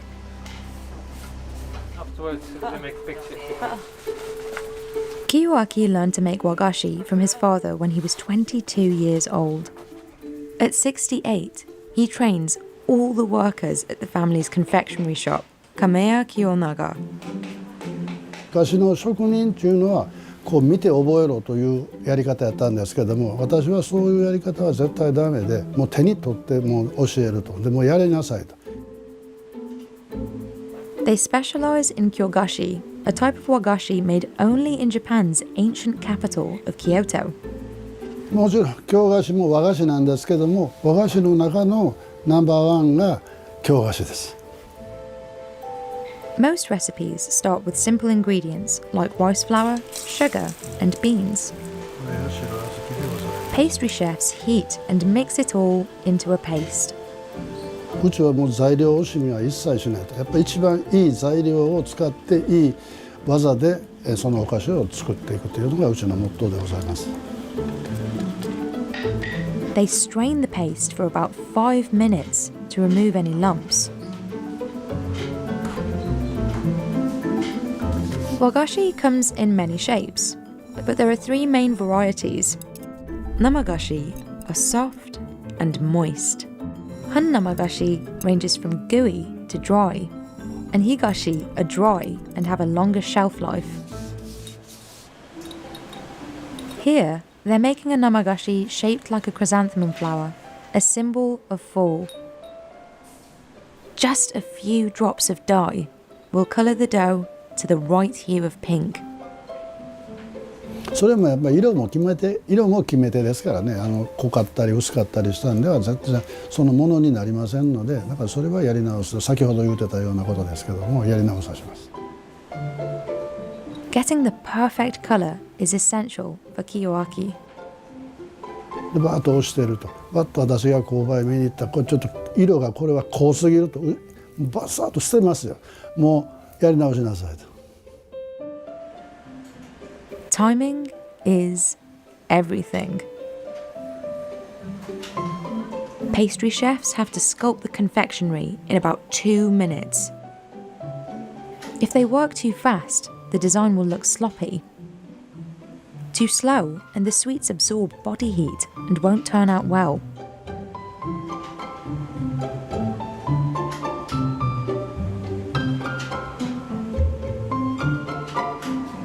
This simple wooden stick, called a sankakubera, is the only tool they use to sculpt the petals. If one line is out of place, they have to start the process again. 私自体はお菓子を作るのに、一つ一つ我が子のように作っているので、完成したらとても嬉しい気持ちになります。 Chrysanthemums are a Japanese national symbol and represent longevity and rejuvenation. The country's changing seasons shape the sweets. Pumpkins are made only in the fall, and cherry blossoms in the spring. 季節の折々を自分で感じ取りながらお菓子を作っていくのが楽しいです。折々のお菓子で表現できるのが素敵だなと思います。 Kiyoaki is involved in every step. ですからそれ以外やったら別に何でもしますけども、まあ何でもやりますよ。それ何でもできんとね、やっぱりねこう注意できないんですよ、社員に。 He mostly follows old recipes and styles, but has also added newer ideas to the menu. はい、今日はハロウィンでございますので、ハロウィンのかぼちゃを作っております。 He mixes yellow and pink food dyes to create the perfect orange hue. Designing each piece is all about using the right tools and techniques. 菊といえばそういう本もありますんです。和の昔の絵に描いたものなんですけど、そんなん見てもやっぱり同じものになっておりますね。 Records show that Japanese envoys brought wagashi-like sweets from China around the 7th century. Sugar was a rare commodity, and only aristocrats and the wealthy could afford it. Kiyoaki's ancestors learned how to make wagashi from a priest and opened their shop in 1617. It was one of only 28 shops chosen to cater to the royal family. They delivered their sweets to the palace in boxes inlaid with mother of pearl. でこれを預けて帰ってきて、また別の日にこれを引き上げに行きながら次の注文をお聞きして帰る。 Western confectionery began arriving in Japan during the late 19th century, after the country opened its ports to foreign trade. Wagashi literally translates to Japanese sweets, and it became the term used to differentiate between the two. Kameya Kiyonaga offers a wide variety of confectionery every season. The shop also makes yokan, a hannamagashi type. Confectioners make the base with red adzuki beans, brown sugar, and agar, a gelling agent. Once everything is boiled, they pour it into a mold and mix in walnuts. The name of this yokan is Tsukikage, which translates to moonlight. It cools for at least 2 hours before it's ready to serve. To contrast the moist desserts, the shop also makes higashi, the dry sweets. Workers press the dough in traditional wooden molds. This one translates to good fortune in Japanese. Higashi sweets are small in size and have bright colours and detailed designs. その中にいろんなお菓子があって何の味と言われるとちょっと難しいんですけども、やはりこう心が通じると言いますか。 Wagashi comes in numerous shapes and styles, influenced by each region's unique history and geography. Each piece is named after a season or a reference from Japanese classical literature. But when it comes to enjoying the treat, Kiyoaki says simplicity is key. だから手でパクッと割るのがやっぱり素朴に食べていただいたらええじゃないですか。かっこ悪いことはないとは思いますんで。Zen Buddhist monks introduced tea ceremonies in Japan in the 12th century. The practice evolved into a social gathering for friends and became a ritual that represents harmony and respect. Wagashi's sweetness made it the ultimate dessert to serve in these ceremonies, to complement the bitter tea. つなぎっていうのが、お茶とお菓子は切っても切れない仲とこういうふうに我々も申してますし、お茶屋さんもそう言うてます。でどっちのお薄にしてもお濃茶にしてもどっちしましてもお菓子はついてきますんで。Today, wagashi is sold across Japan, from specialty shops to department stores to street vendors. Despite the competition, Kiyoaki never cuts corners when it comes to the materials and production methods. いいお菓子をいいあんこを炊いていい技を使ってそれを生かしていかに美味しく召し上がっていくかということがやっぱりうちの長く続いている原因やと思います。He knows he has a long history to live up to. でこれは私の父の16代でございます。こちら母でございます。He is working to pass this tradition on, but says the hardest part is securing workers. やはり職人にしましてもやっぱり自分も将来は自分のお店を持ちたいという夢を持ってうちへ来ております。For now, his best strategy is to keep sales stable. One way of doing this is to appeal to the younger generation. それをいかに和菓子屋にしていかの今の若い人にもやっぱり受けんと飽きませんので、やはり若い方にも好まれるちょっとインスタ映えするとかそういうようなお菓子も考えて。But long before social media, Kameya Kiyonaga's place in history was documented in this 300-year-old book listing all businesses in Kyoto. これはなかなかないもんで、もうこれをなくすと何もありませんので、日頃は銀行の貸金庫に預けております。Kiyoaki's past is what motivates him to look forward to the future. 私は17代なんで、やっぱり18代を次の子に継がすように今努力はいたしております。The Smithsonian Museum of Natural History has over 147 million specimens, the largest collection in the world. Everything from giant dinosaur bones to delicate butterflies to pickled animals, like this stonefish. Most venomous in the world. Whoops. But less than 1% of it's on display. The rest is tucked away in what's called collections, hidden behind the scenes. All right, so this is our vault area, our secure storage area for the mineral collection. It costs more than $100 million to run the museum, and it's mostly funded with taxpayer dollars. So why does the US government spend so much money on things most Americans will never see? Well, the specimens aren't just sitting here gathering dust. They're actively used for research, with big impact. This is what caused the airplane to land in the Hudson River. But flooding could endanger it all. We went inside the secret collections in Washington, D.C. to see how they acquire, clean, maintain, and protect millions of specimens. This is how much of the Museum of Natural History you can see. But the hidden collections make up the rest of the space, more than 1.4 million square feet, spread across the museum and the off-site support center. There are 7 different departments, from entomology to paleobiology, and the collections are constantly growing. Visiting the museum is free to the public because it's government funded through tax dollars, but researchers here can't use tax money to acquire new objects. So how do they get them? Well, they're either collected in the field, donated, or purchased with endowments. For example, this giant Arkansas crystal was donated to Mineral Sciences in 2021. We don't know exactly how much it cost, but estimates put it in the millions. Over in entomology, scientists collect half of the new insects in the field and get the other half from donations.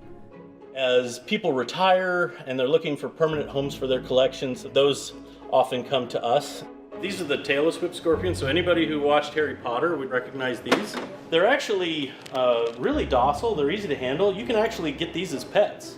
But getting dinosaur bones is much harder. So here's some of the dinosaur material. Paleontologist Hans Suess is up against a growing market of private collectors. Started after those awful Jurassic Park movies when everybody decided to have a dinosaur in their living room. People now think that if they find a toe bone, they should get enormous amounts of money for it.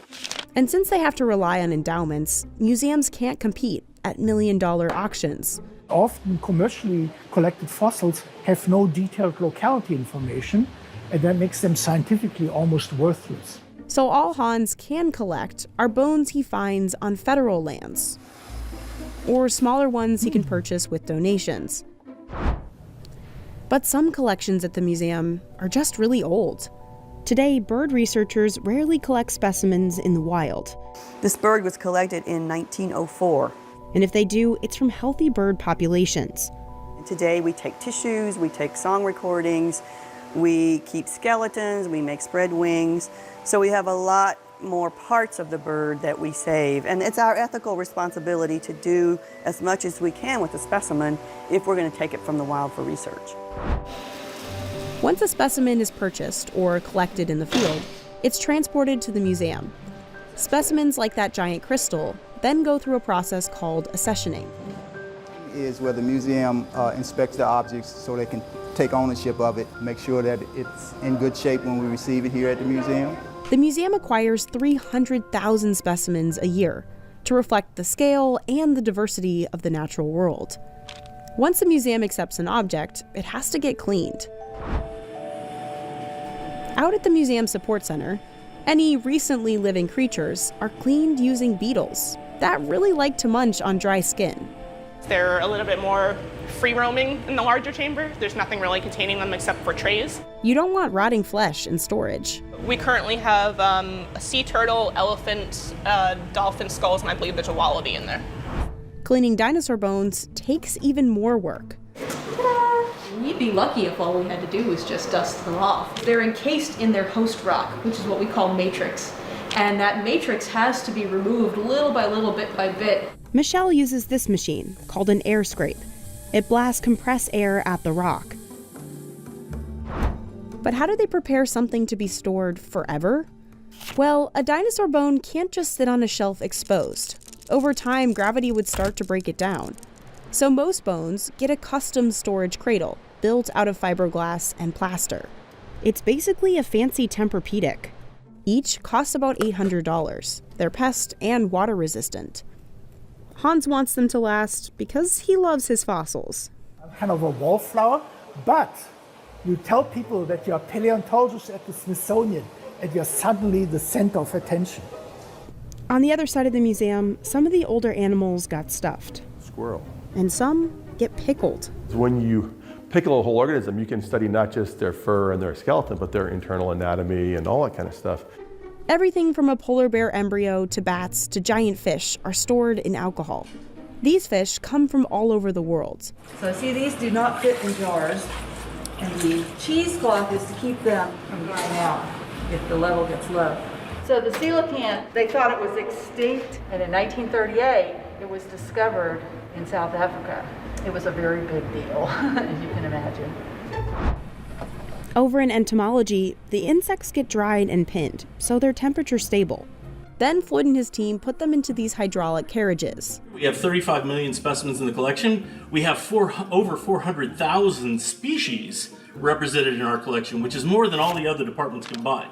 Since insects are essentially our only major competitor for food, and because they have such a profound impact on human health. Each of these storage techniques is designed to last indefinitely. But while the researchers have done all they can to safeguard these precious objects, it's unclear how much longer they'll be able to do that. The National Mall was once a marsh, and today it sits in the floodplain of the Potomac River. We're literally at sea level here. So one thing I've been doing is this year moving all collections out of the basement of this building up to higher floors. As the climate's changing, flooding from heavier rainstorms and the Potomac are a growing threat. Water seeping into basements along the mall and threatening the treasures of the nation. The Smithsonian will tell Congress tomorrow it's $1 billion behind in needed repairs. It's already happened to the museum next door, leading to millions in damage. And the National History Museum is next. But Congress has been slow moving to fund improvements. So we're going to have to start armoring the mall with larger and larger dikes. The museum does plan to expand the off-site support center. It's farther above sea level, so researchers have started moving more specimens out there. For now, to preserve its collections on the National Mall, the museum has begun creating digital scans, starting with easier-to-handle objects like plants and flowers. All of our flowering plants have been digitized so far. That is about 3 million plant specimens that we have run on this conveyor belt. Today, this digital archive has over 9 million specimens, but the museum is still years away from getting the entire collection online. So why put in so much effort to store things most people will never see? Well, for research. So think of a museum not just as a place that displays stuff, but a place that studies and understands stuff as well. The collections are essentially a living library that 12,000 visiting scientists can access. And their work has real-world benefits. In mineral sciences, scientists across the globe can ask Jeff for a piece of any of his rocks for research. This is our reference mineral collection. So this is the part of the collection that gets used primarily for scientific research. The department also monitors and tracks volcanic activity around the world. Pickled mammals are studied to find out which species can transmit diseases. One of the ways we study those diseases is to find the mammal host for the virus. Whenever a bird strikes a plane in the U.S., samples of it are sent to Carla Dove in vertebrate zoology. The colors and color patterns on some of these birds is just amazing. Yes, her last name is Dove. Yeah, I get that all the time.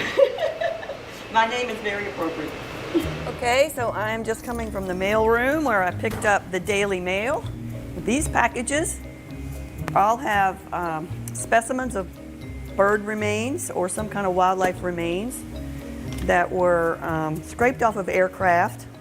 And Carla gets 10,000 of these packages a year. This is a part of the horizontal stabilizer what the bird hit and caused the damage to. And you can see all of this bird ick on here, which is what we refer to as snarge or bird tissue. Bird strikes cost the airline industry billions in delays and damages. Remember the 2009 crash landing in New York City? Less than a minute into the flight, the pilot reported a double bird strike. In that case, we got 69 bags. Because as they went through and did the investigation, they went all the way into the engine and they wanted to know how far into the engine the feathers went. Her team then uses these mailed-in bird remains to identify the species involved in the strikes. Oh, this one here, do you know what this might be, Carla? It looks kind of like a black vulture. There you go. It's one of her favorite birds. No, chicken is her favorite bird. If she can't identify a sample right away, Carla can compare its feathers to one of the 500,000 specimens in the museum's collection. The location of this strike was Florida. So we look at all of the possible herons in Florida and we match it up perfectly with an American bittern. And this piece of beak just so happens to fit perfectly with the beak of the specimen. Aeronautical companies use Carla's data to develop planes that can withstand bird strikes. If you know what the species of birds are that cause these problems, you can go out onto the airfields and do habitat management to keep those birds from wanting to come in to these environments. And based on her research, Air Force units have adjusted flight trainings, thereby reducing the risk of bird strikes, but also, we like to say, saving birds too. But we've barely scratched the surface of the museum's countless research initiatives. We're collecting specimens so that scientists 50 years from now or 100 years from now will have access to the same diversity we have right now. And we may never know how important these collections may be for scientists in the future. Museums are the memory of our culture, and they're the memory of our planet. And imagine the Smithsonian of the year 2400. It'll have specimens from this time that will be a distant memory to the people then, but it will tell the story of planet Earth. Miles below the surface of the ocean, scientists are collecting alien-like creatures from one of the world's least explored ecosystems. They're studying what lives down here before a new industry moves in to vacuum tons of rocks from the seafloor. Each one packed full of ingredients needed to build electric car batteries, wind turbines, and solar panels. There could be billions of tons of valuable nodules in the ocean. A Canadian startup called The Metals Company could be the first to cash in. And on this test run, it scooped up the world's biggest haul yet. You're looking at a cargo hold full of clumps of metal that formed over millions of years. This is history. I've never stood in this. No one has. No one. The CEO says deep sea mining does less damage than mining on land, though no one really knows for sure yet.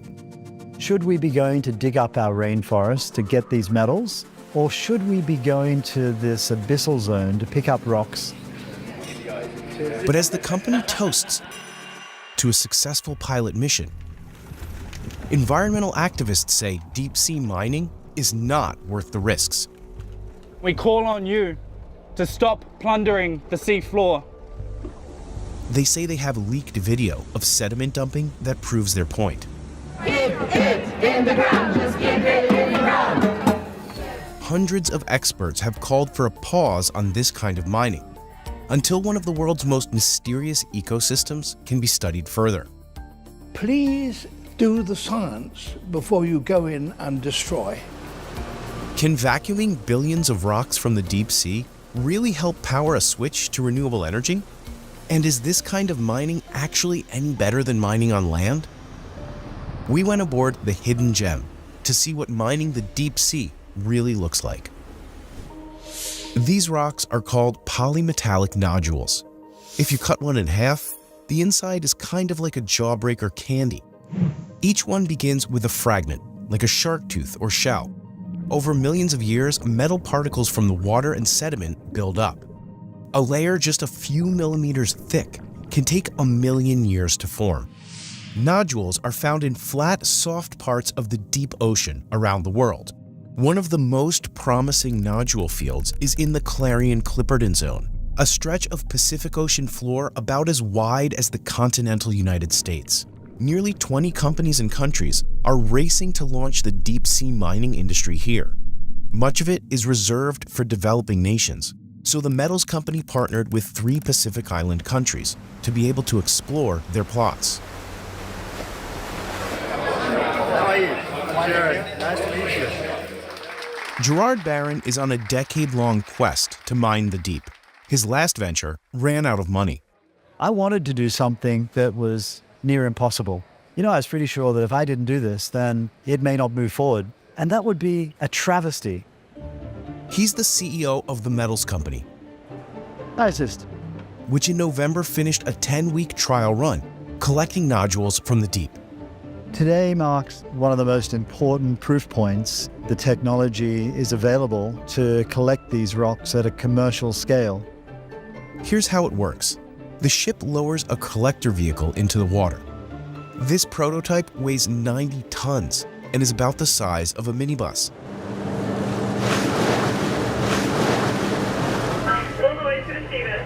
Copy.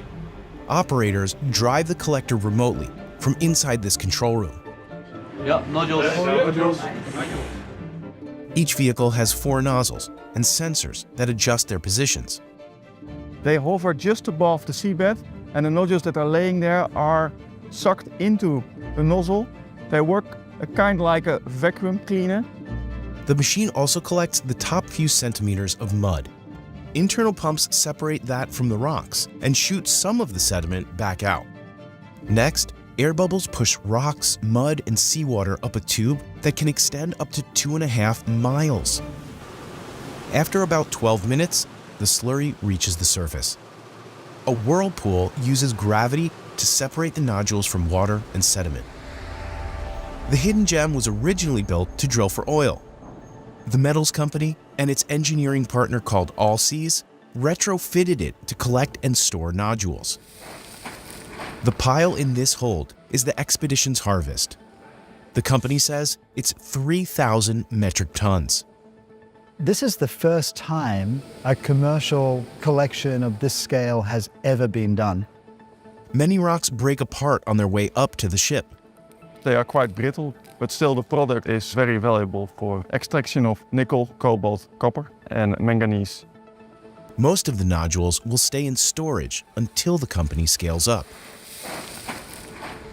The metals company's ultimate plan is to build processing centers at ports that will melt and refine the rocks into separate streams of useful metals. The company wants those facilities to be powered on renewable energy and eventually plans to recycle battery metals as well. But first, it needs permission from the International Seabed Authority to scale up mining.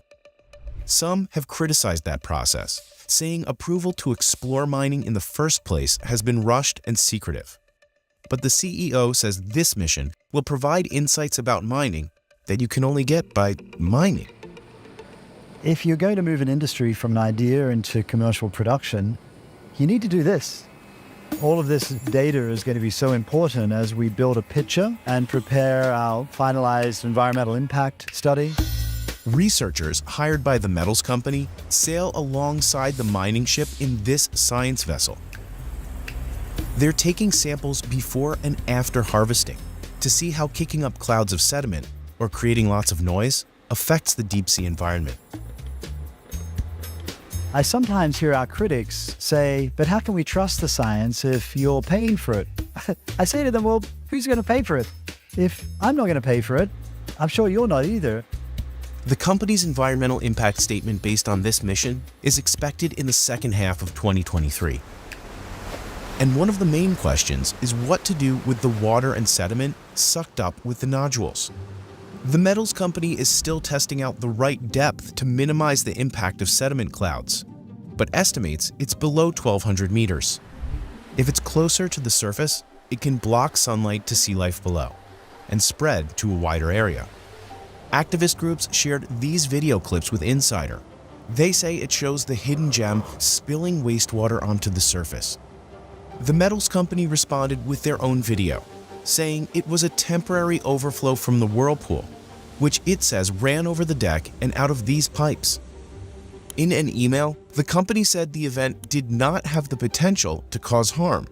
Insider could not verify whether the videos show the same event. Experts told us loose sediment could impact sea life down below. These are like the most clear waters probably on the planet. So suddenly dumping a lot of sediment in there that the animals are not used to probably will have some impact. So we actually don't really know how much they can withstand. Okay, and how many meters are you behind the collector? A promotional video from the metals company calls this mining area a vast underwater desert.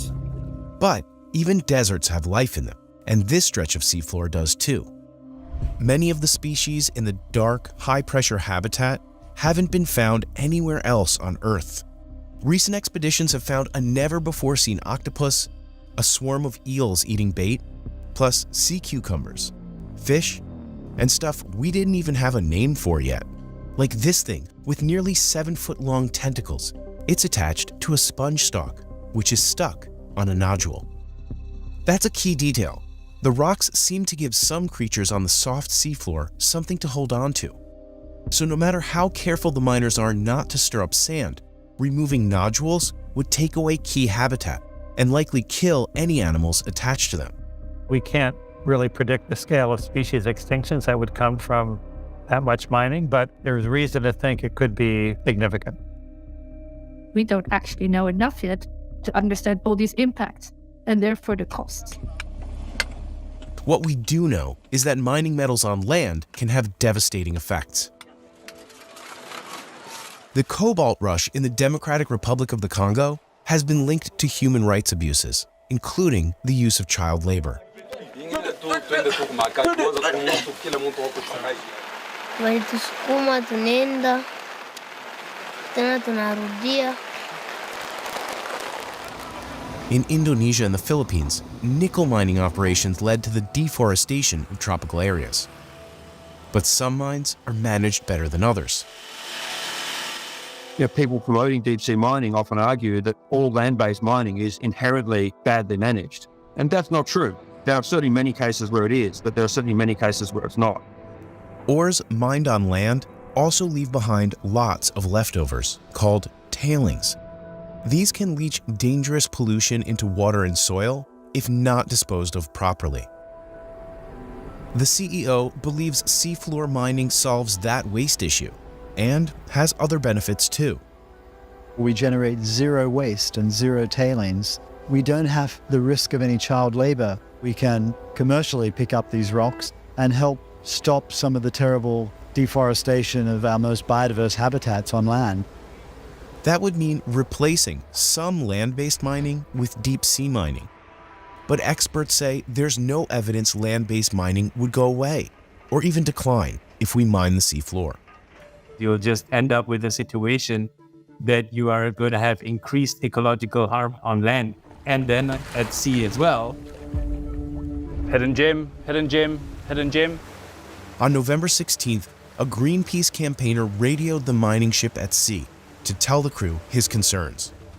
Deep sea mining is an imminent threat to the ocean and the vast array of wondrous marine life. The activist says the environmental benefits the company touts are just marketing spin. The argument that we need to look for these minerals and metals to aid the green energy transition is pure greenwash. We're not talking about reducing the overall amount of mining. We're talking about already wealthy people looking for a new gold rush.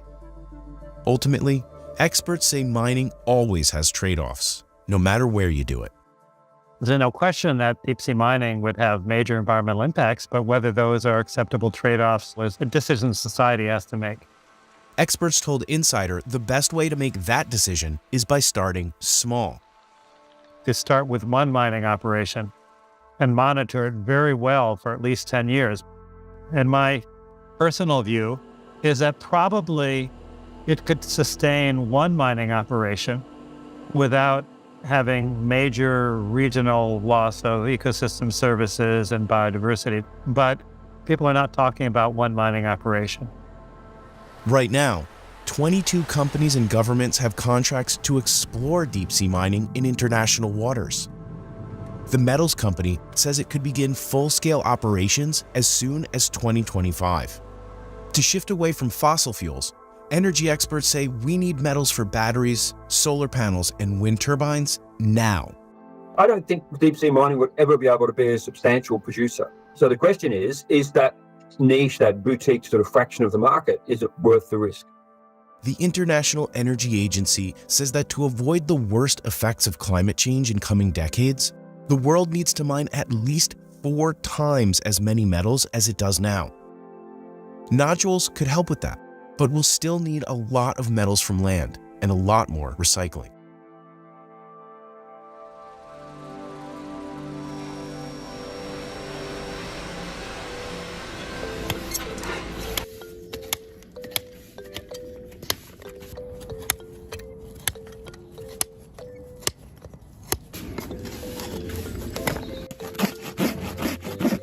My name's Sam Draycott. I'm a farrier and I'm going to show you the cleaning process and the shoeing process of a horse. The main thing I'll do is riding schools. There's a lot more science behind it than meets the eye. So what you would need is the anatomical sort of understanding of the horse's foot with tendons, ligaments, arteries, veins, bones, columns, how they grow. Also, we need to have some blacksmithing skills in order to construct the shoe. Anything that needs to be done to help maintain the horse's lifespan, really. So the actual condition of this foot is pretty good. It's just been 6 weeks and it's just grown. So that triangle bit in the middle is known as the frog. This is known for helping grip and aiding blood supply around the foot. So I've got my straight blade and I'm actually cleaning up the sole. As you can see, it's sort of going to crumble out, and then this will help me aiding in how much foot this horse has actually grown, and I'll just trim it all back. As the hoof grows, it's almost like a giant fingernail, so it's always constantly growing. So you need to trim that back, reset the shoe back, so the bone column of the structure of the leg is actually set in the correct place, rather than if it's too long, it will be under a lot of pressure for the tendons. So imagine almost wearing a huge pair of shoes for yourself. It makes it very difficult for you to walk. So to have the horses regularly trimmed will help with actually maintaining the lifespan of the horse and the function of it doing whatever discipline it's in. As you take the sole out, it will start to become slightly waxy. It won't crumble out quite so easy. And that's a good indication you're getting as far as you should go. And then you should be able to just trim that bit off the excess hoof, and that's it. So you want to trim from there, really. So I'd use these giant pair of toenail cutters, really. And you'll just start trimming the foot off nice and level, as flat as you can. The bit I'm actually trimming is exactly what a toenail is made out of. So it's millions and millions of strands of hair actually bonded together. So it's exactly the same keratin protein as a fingernail would have.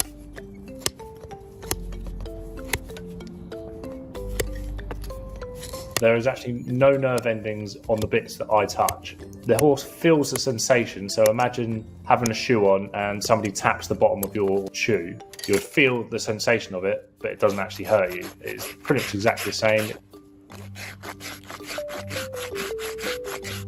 The giant nail file is actually what we call a rasp, and then you would use the rasp to get it nice and flat, because these horses actually walk on their fingernails, unlike us. So this has to be flat to help them walk evenly on their joints, because if you did one side higher than the other, then they'll be walking unevenly, and it would put excessive strain on their joints and the tendons. So the idea is to get it as flat as you can, so almost perfect.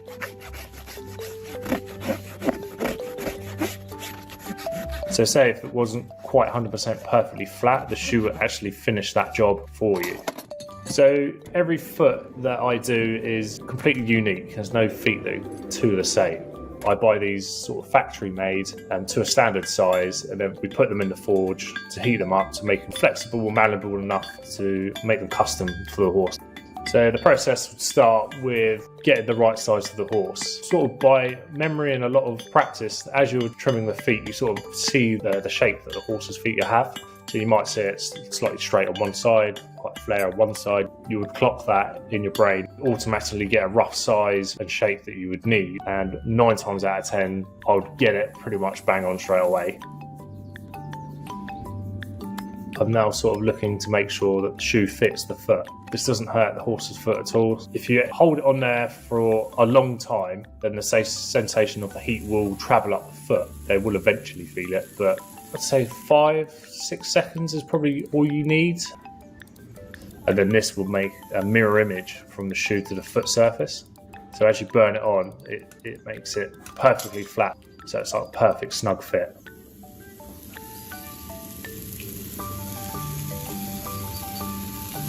Once they're fitted and they're the right shape for the horse needs, you need to cool them down. So a bucket of water is a good old-fashioned way of getting it down to handling temperature, so you can pick it up and use it with your own hands.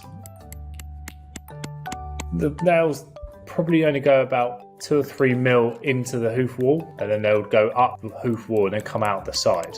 So as you nail it in, it curves out, so then you can flick it over and clamp it onto the foot. And I'm using my clenching tongs, where these actually flick over the end of the nail and push it back into the foot so it grips and stays on, to create what's known as clenches. And then I would use a rasp, and that would buff the foot up, make it all nice and smooth, because you don't want any sharp edges for the horse to catch itself. So this is the finishing process to make it all basically nice and pretty, and what people will consider as part of getting their nails done, really. As you've filed the hoof wall off, you're actually taking like a very, very fine layer off the outside, which maintains the moisture in the feet, and it's like a protective layer. So you replenish this with grease or any oil or anything shiny, really. If you're malnourished or anything like that, fingernails and hair are the first thing that would show that. Same as any animals, with dogs, cats, anything like that, hygiene is a big factor. If you've got poor hygiene of a horse, in a stable that's not cleaned out, poor maintenance of its feet, not being trimmed or looked after, will eventually affect a horse or any animal. In the wild, horses are not actually meant to live as long as we allow them to live. Normally, as they get to an age of, it could be 10 to 15, depending on type, breed, environment, and the predators that they would naturally have, they would slow down and then the predators would get them. So we have them in such good pasture and maintain them so well, they live actually a lot longer. Identifying a fake Rolex can be tricky. As a person who has been dealing with these things for years, when it doesn't say Swiss, you know something's wrong. John Buckley is a veteran watch dealer who buys, sells, and repairs used Rolexes. And they're sometimes worth hundreds of thousands of dollars. It's just perfectly done. These days, used watches can sell for up to 3 times their retail price. The market is estimated to be worth $20 billion, and it's growing fast. It's like everybody started buying watches. Because they're a good way to store money. Between 2011 and 2021, Rolex has outperformed the stock market, real estate, and gold. But even experienced sellers like John have to be careful. For one, there are counterfeits. U.S. Customs showed us how it seizes up to 150,000 fake watches per year. Rolex watches, inside in just plain old bubble wrap. And Rolex would never put their watches in little Ziploc bags. But spotting a fake isn't always as obvious. If dealers like John get stuck with a counterfeit, the effects can be disastrous. Not just financially, but it can also destroy the reputation. New young bucks that come into the business, they get caught out there real fast. And your reputation is burned when you can't make good on a sale.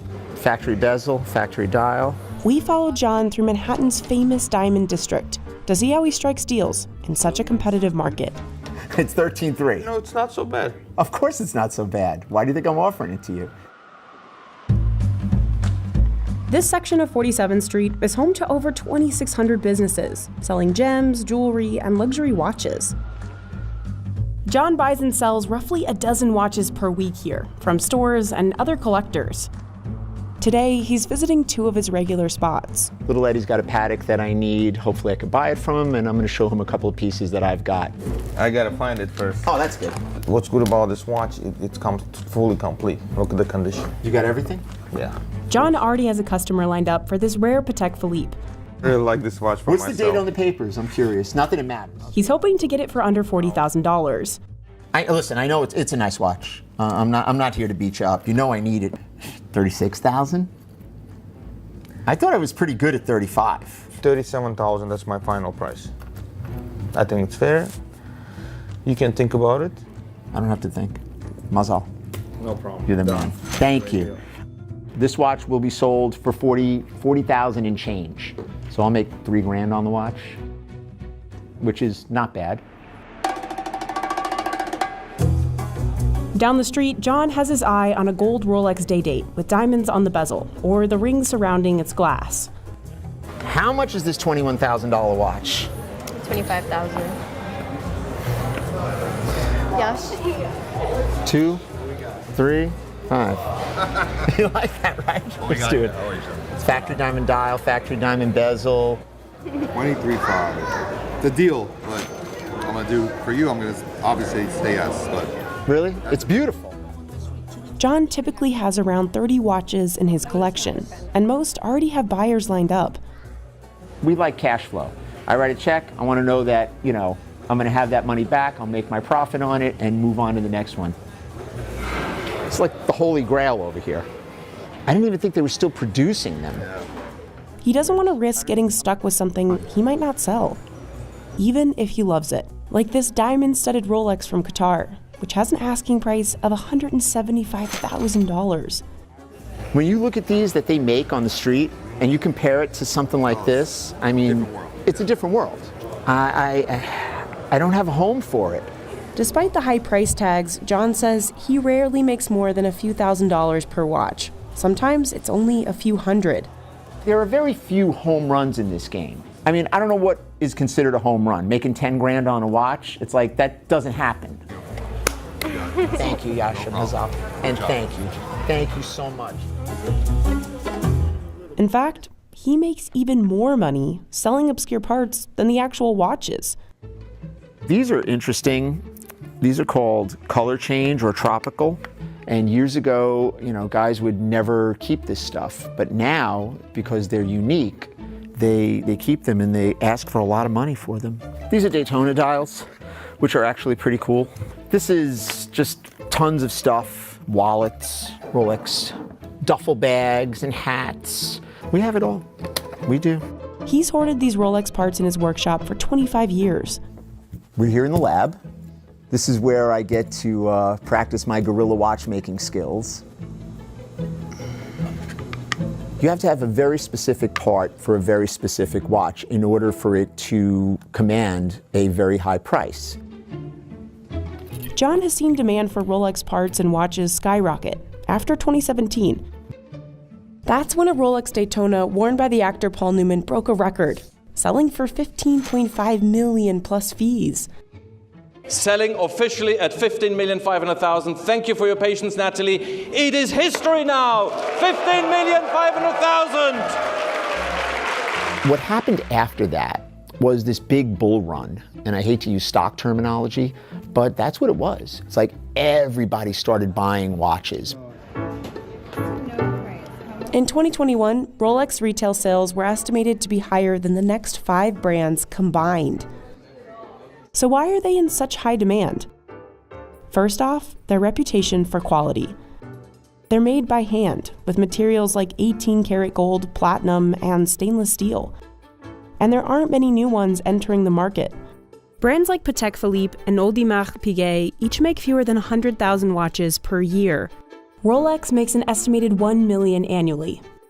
And that's still not enough to keep up with demand. For most people, the only way to get one is to get one secondhand. The result of that, in many cases, is higher demand than available supply, which causes prices to go up. Rolexes also last and can resist all kinds of extreme conditions. In fact, it started off as a sports brand back in the early 20th century. They began making highly functional timepieces designed to go underwater, top of mountains, and on jet planes. And these were professional grade timepieces for people that needed accurate measurement. These were not collectible watches back in the day, okay? You look at some of these, watches that are 6- and 7-figure watches, they sold for maybe $100 at a military PX or something like that. Edmund Hillary, one of the first to summit Everest, wore a Rolex Oyster Perpetual during his expedition in 1953. In the 60s, Rolex began sponsoring tennis matches, auto races, and a number of high-end luxury events. Rolexes also started showing up a lot more on movie screens. Actor Sean Connery wore one as James Bond.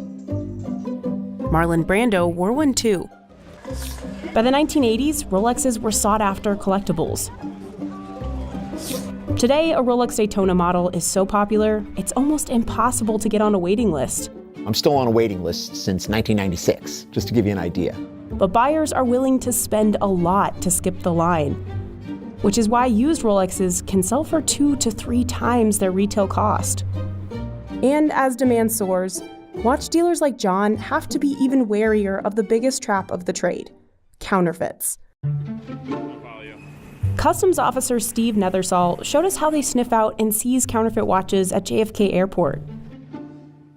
Before a package ever lands in the US, CBP gathers intelligence on the sender, container, and aircraft. He'll start by looking at the box. Well, I'm looking because I don't have my glasses on, so I'm cheating. The first, when it comes in, is the country of origin. Louis Vuitton, they're coming from France. The watch is coming from Switzerland. When it's coming from China, bing, that's your #1 red flag. Rolex would never put their watches in little Ziploc bags. They don't put these inside it, the silica gel. Rolex does not send to individuals in the United States. They only send to their retail stores. More than 90% of all the goods that we receive that are counterfeit are from China. Sometimes by the naked eye you can't tell, but sometimes it's that bad you can. But you look and you can see the scratches and how it's not machined properly to a nice finish. So when Steve finds a counterfeit good, he seizes it. Then he figures out the item's MSRP, using the brand's website and CBP's internal database. This one here would be about $11,000. That's the MSRP, what the manufacturer would be losing had this been genuine. These are generally on the internet for about $200. Back in his workshop, John is figuring out whether this Rolex is counterfeit. After 25 years in the industry, he usually knows what to look for. I mean, I'm looking at the color of the case. This piece is not the same color as this piece. This is 18 karat gold. We always have to check, because I can't take a chance on paying for it, number one, or selling it to someone else if I'm not sure. One of the most reliable ways to test gold Rolex parts is a scratch test on a black stone made of quartz. Then he adds a few drops of nitric acid, which dissolves any material that isn't gold. And there you go. Wow. The acid did not dissolve the gold. Over here, the acid dissolved the gold. It is not authentic. But most of the time, he can spot a fake with the naked eye. We could usually spot these just based on the symmetry of the case. They don't have that nice Rolex slope. The other, obvious thing that you look at, if you look at the amount of space between the face and the glass, you will see that it is very high. It's probably got an extra 1.5 millimeters. John also has his son James help with fraud detection. And I scroll through hundreds of listings, and I pick out the 10 that are fake. The threat of counterfeits hasn't stopped sellers or buyers, though. Rolex is also getting in on the secondhand market, launching its own program to sell pre-owned Rolexes. Younger generations are fueling this new demand surge, and they're finding out about these old watches on TikTok. I saw this watch. It's a 36mm white gold with a factory diamond dial. Can you pull it out for me? John's son and his friend Tyler McCorsky have helped him build a huge social media following. Buckley's with us today. Let's get it. The bread and butter is the negotiations. People like to see them, so we want to give people what they want. But our other thing that we really do well is more so education content. Today, we're going to show you how to change the battery on quartz watch. John teaches audiences the same lessons on TikTok he showed Tyler when he was still a kid. The first time I ever sold a watch for Buckley, I was 8 years old, and it was a rubber swatch. Remember those? The rubber swatch watches. And he says, I need $5 on each one. Go sell them wherever, school, wherever, and keep whatever's left after the 5. As far as the whole hustle and the whole grind, I got that Wimbledon for you if you want it. I actually enjoy the going out there and trying to make money aspect of this business. 15-2. Thank you. Despite all these new players, John isn't worried about the competition. You go by these guys who fancy themselves, watch specialists, and they've been doing this for a year or two. Everybody's a specialist or an expert, okay? Listen, I'm a friggin' expert. I've been dealing with this stuff hand to hand. I've got the junk to prove it. McCorsky really left a cup of coffee down here? Did he really do that? That's just rude. This factory has made hats the same way for 166 years. It takes at least 2 months to turn raw rabbit fur into a high-end hat, which is why each one can cost up to $2,500. In fact, Borsalino made the fedora world famous. Today, just 90 employees make 70,000 hats per year. Now that might seem like a lot, but it's a small fraction of the 2 million hats the factory used to crank out back in the 1920s, when almost every man wore a hat outside. Nowadays, it seems like the only people still wearing the hats are Johnny Depp and Hasidic Jews. Nearly every man in the tight-knit Lubavitch community wears a fedora, and many splurge on a Borsalino. The market is definitely growing. So what made the fedora so iconic? Why do thousands of religious Jews wear it? And how do the companies that make these hats plan to bring them back in style, while still making them the old-fashioned way? At the Borsalino factory in Alessandria, Italy, everything starts with scraps of rabbit fur. Most modern hat makers skip this step, opting to purchase pre-made felt. Some say it's the custom-made rabbit fur felt that makes a true Borsalino. Il primo passaggio è quello di creare la ricetta che storicamente si tramanda di generazione in generazione per creare il feltro di qualità superiore. Some of the felting machines have been around since the late 1800s. Every hat goes through at least 52 steps to meet Borsalino's high standards. And it's checked for quality at every turn. Contrariamente a quanto si può pensare, non è l'assemblaggio di più parti unite tra loro, ma nasce tutto da un unico cono in feltro. These wooden machines rain down the treated fur onto a perforated metallic cone. It spins so quickly that the fur perfectly lines up to the surface. A jet of boiling water keeps the felt fixed throughout the process. The company's co-founder, Giuseppe Borsellino, learned this craft in France before moving back to Italy to start his own business in 1857. He refined the process they still use today. The hair from the rabbit is treated, felted into a cone, then washed and pressed multiple times until it shrinks down to the shape of a hat. In its heyday, Borsellino employed 6,000 people. About half of them were women. The female workers were mostly involved in the finishing stages, especially checking for quality. The hat's popularity soon spread across the world. From the late 1800s to the 1920s, most men headed to work wearing a hat. And the factory made fedoras for iconic Hollywood movies, like Casablanca. But hat wearing eventually grew out of fashion, especially after World War II. One reason behind that?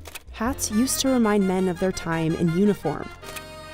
The popularity of hats may have changed over time, but Borsellino tries to make a product of timeless quality.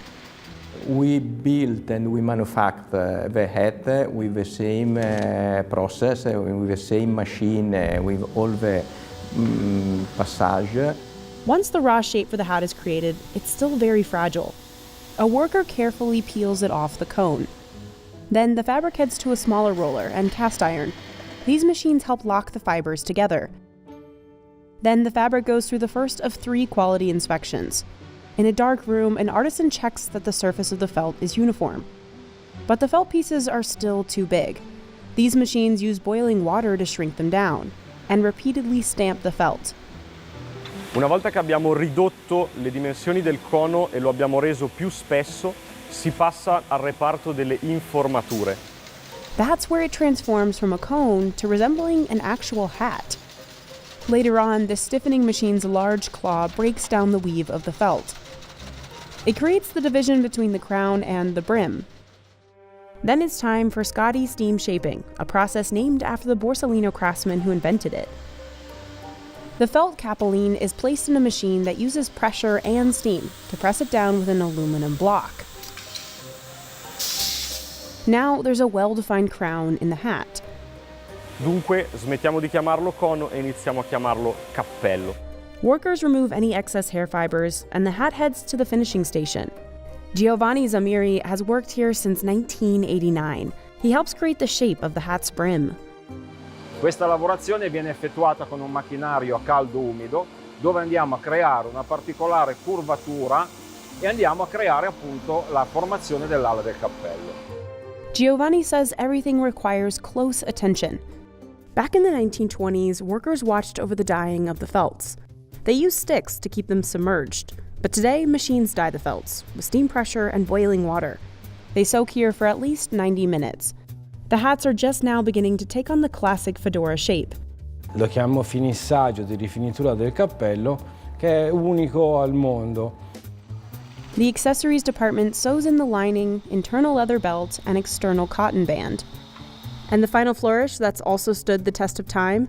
The Borsellino logo, stamped in 24-karat gold leaf. It takes nearly 2 months to make a hat through this painstaking process, all using the same machinery and methods the company first became famous for. Borsellino was built on handcrafted fedoras. Today, the company is branching out into all kinds of luxury accessories. But for some, wearing a hat isn't a fashion statement, it's a matter of faith. Hasidic Jews wear a variety of headwear. How you cover your head can tell others which specific community you're a member of. Some fur hats, known as stramos, can sell for thousands of dollars. The Chabad Lubavitch community adopted the fedora after World War II. That's when Rabbi Menachem Mendel Schneerson, known as the Rebbe, fled Europe for Crown Heights, Brooklyn. After he assumed leadership of the Chabad movement in 1951, he continued wearing the layman's hat. The Rebbe is wearing this kind of hat, and it's a cool hat.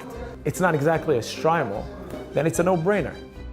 Reuven Kamenetsky operates Borsellino boutiques in Jewish neighborhoods. He thinks it's too small, and I think it looks good. We'll let the crowd decide. Basically, the smaller the brim, the more in style it is. But he's a little nervous to wear such an in-style hat, basically. Returning customers can give their hats a tune-up. This area with all these funky tools this is basically where we take care of both new and old hats. And so we're reshaping it and making it look like brand new. Demand in Jewish areas is so high that it's created an opportunity for other hat makers to enter the market. We start wearing hats at 13 at our bar mitzvah, so we kind of knew what it's supposed to feel like, what a good quality hat's supposed to feel like.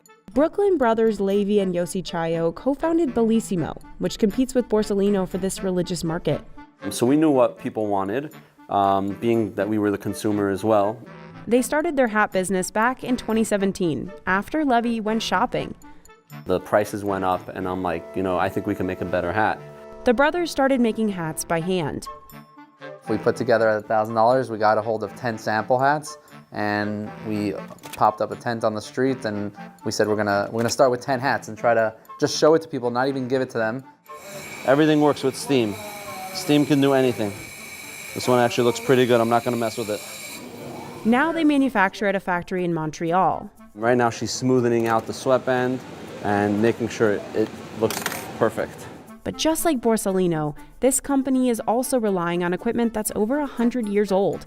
So the equipment we're using is so old because they don't make that equipment anymore. The companies that used to make those equipment closed down, but you can't buy this stuff new even if you wanted to. The machinery at Bellissimo might be antiquated, but the company's not shy about using one modern tool: social media. The company has extended its reach through celebrity endorsements, from Jeremy Piven, Snoop Dogg, Cedric the Entertainer, and... Someone bought Jamie Foxx's hat, and we were told recently that, he got it over 5 years ago, and he keeps it in a special place and says his favorite hat's from the two Hasidic guys in Brooklyn. But we got the Bellissimo hats, look at that. Gangster. I asked him if he minded giving us a shout out. He happily did that for us, which really helped get us on the map. That brought a lot of new customers. Bellissimo surpassed its goal of $1.5 million in sales last year. A lot of people find the brand through Instagram and buy their hats through their website, where they can customize their own funky fedoras. But for their own community, the brothers' approach remains face-to-face. Every day you got to figure out a new way to reach your customers, and thank God we're going with the old-fashioned way where it's word of mouth. A lot of customers were skeptical. They only trusted one famous brand, so they didn't really want to give us a try and let me buy this, $200 hat from you guys we had never heard of. So the brothers ran a promotion at a gigantic conference for rabbis. We had the biggest line at this convention, and all the other businesses were like, what is going on at that line? They couldn't even see what were we selling. We're doing $100 off the hat. So people just started grabbing the hats and trying them on, barely looking in a little handheld mirror. While Bellissimo is trying to grow, Borsalino is recovering from financial struggles. Back in 2017, the brand almost went under, but it was bought out by a group of investors the next year. And the company has shifted strategy to attract fashion-forward buyers with more than just fedoras. We are working to make that our brand become much more contemporary, much more fresh. Managing Director Mauro Baglietto says the company's toughest challenge is attracting younger buyers. We are really working to make the brand much more younger because we really believe that the new generation are the future of the customer. A new team of fashion experts joined the company, including the former CEO of Gucci, Giacomo Santucci. The company aims to sell more hats in the US and Asia. And it says the number of women buying their hats has doubled in the past 10 years. Even with plans to expand, Borsalino won't compromise on tradition. And we want that our customer always find luxury product, but for us luxury means quality. And competition for the Jewish market hasn't slowed things down. It's an incredible thing that you see newer brands. I think it's a positive sign. It shows that the market is dynamic and it's growing. We don't see any reduction in sales. We see growth. For Bellissimo, some of its best customers are family. dozens of members of the Chaillot clan gathered in Montreal for a traditional haircutting ceremony for Levy's son. Today, with my grandson, I think he is doing a very good job, and he's creating a whole new fashion in hats, not only because it's a costume for us to wear it, but it's becoming a fashionable item. So why not combine style with grace? So we cover our head so Bellissimo can sell more hats. No.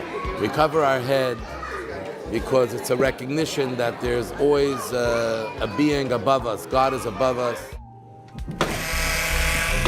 This belt is getting destroyed in real life. Then it heads to a photographer to get scanned. Also, it can appear convincingly worn and weathered in Call of Duty Modern Warfare 2. Enemy KIA. Which has been called the most realistic-looking video game ever made.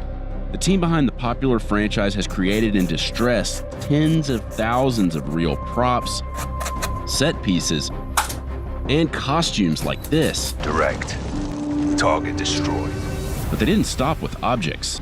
They also stepped up their performance capture tech to create an insanely true-to-life feel and experience. We took a look inside the game's LA studio to find out how they transport our world into theirs. And it all starts with a process called photogrammetry, or capturing high-res photos of a person or object from every possible angle, then stitching these photos together to form an incredibly detailed 3D replica.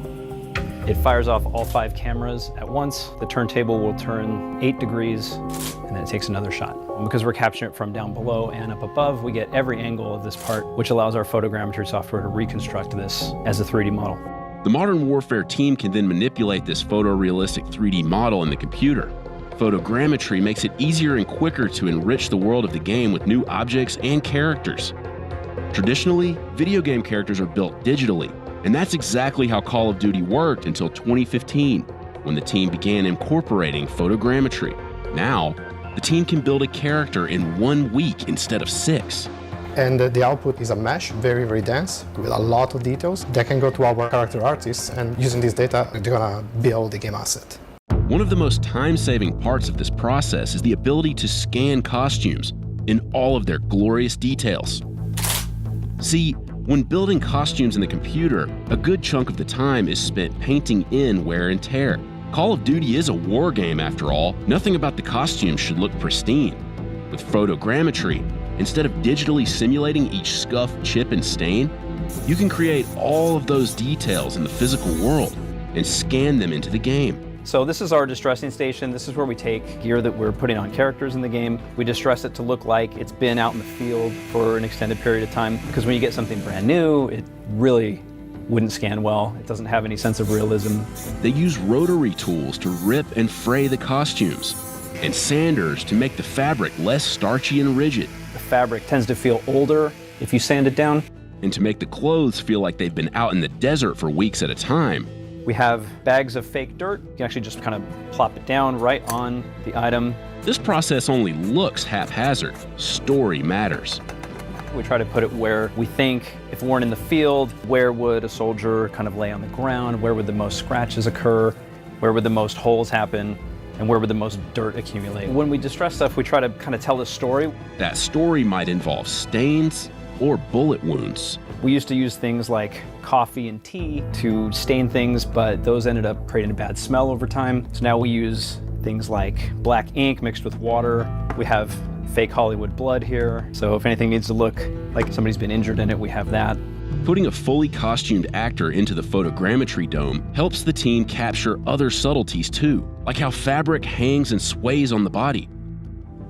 They also use this approach on props. So this is Ghost's desert mask. You may recognize it from the opening of Modern Warfare 2. It was actually created practically, and then we scanned it here in this volume, and a 3D artist took over and built it for the game.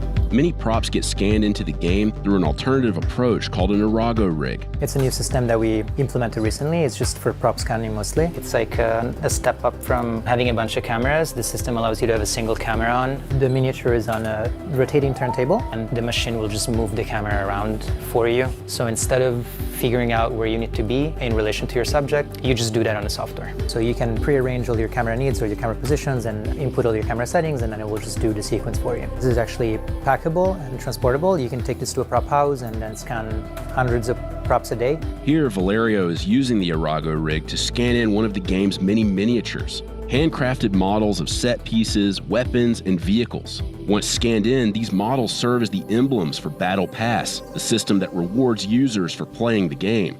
And they aren't designed to feel as strictly realistic as other parts of Modern Warfare. Overall, we're shooting for hyper-realism. We want the game to be 100% realistic, but this is not necessarily in-game content. This is like displayed outside of the game. Because of that distinction, they want the emblems and rewards to feel bespoke, handmade, and collectible. Qualities that handcrafted miniatures lend themselves to. Then it's easy to just tell your artist, I want this is my vision, just go build it, rather than try to find it in the real world. Sculpting it by hand allows you to retain some of that natural feel, natural detail like miniatures. The automated system provides a lot of control over scanning these individual objects into the game, but scanning in real-world settings and environments requires a more free-form approach, consisting of a handheld rig with a high-resolution Sony 7R4 camera. Valerio's demoing this approach on a miniature here, but normally this is what he'll use out in the field.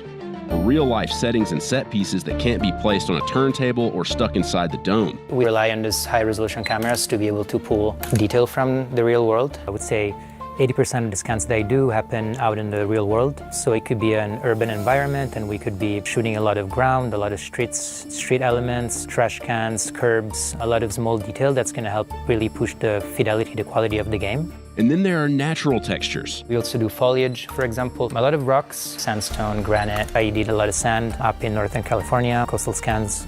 For the Mexico setting of Modern Warfare 2, the team spent a week doing photogrammetry in the Mexican state of Chihuahua, including aerial photogrammetry with drones to capture expansive landscapes, with the goal of upping the level of natural detail in the game. The team dug really deep into, for example, researching in the real world locations of what is the light setting at that particular place in the world, right? So if we're taking a map and we say to ourselves, like, it's geographically about here in the world, sending out teams to actually measure, like, at this time of day, this is the luminosity of the sun, this is how the light is bouncing around, etc. But photogrammetry has its limitations, especially when it comes to light-reflecting surfaces. Anything that's reflective, even say glassware, cannot be scanned. That creates challenges for the many vehicles in the game.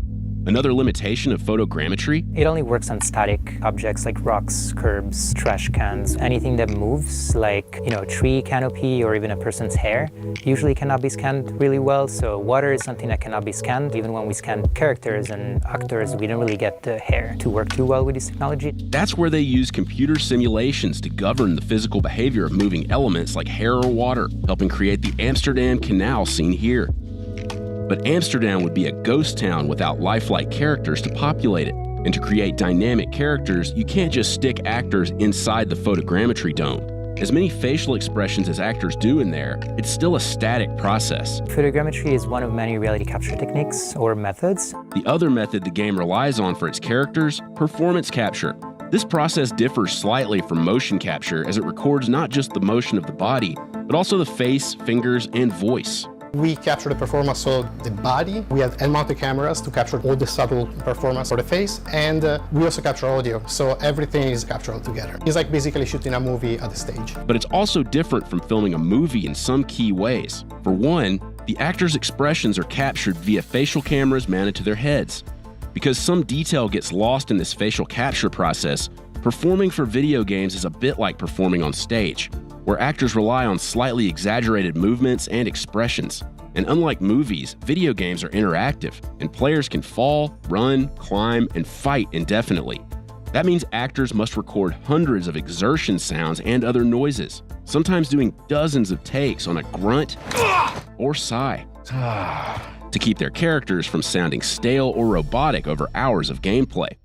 The finishing touches come in the sound design, where the team aims to transport as much content as possible from the real world, recording out in the field and with real weaponry and props. Every time you shoot a gun in the game and you hear the brass eject and land on the ground on the different surfaces, whether it be wood or concrete or the metal surfaces, we record all of that. We do absolutely every bit of recording we can, particularly when it comes to weapons and vehicles. On this last game, we recorded all of our weapons, tanks, real practice rounds from an RPG, 3 different helicopters. Anything we can to make the game as authentic as possible. We're out there trying to capture sound for it.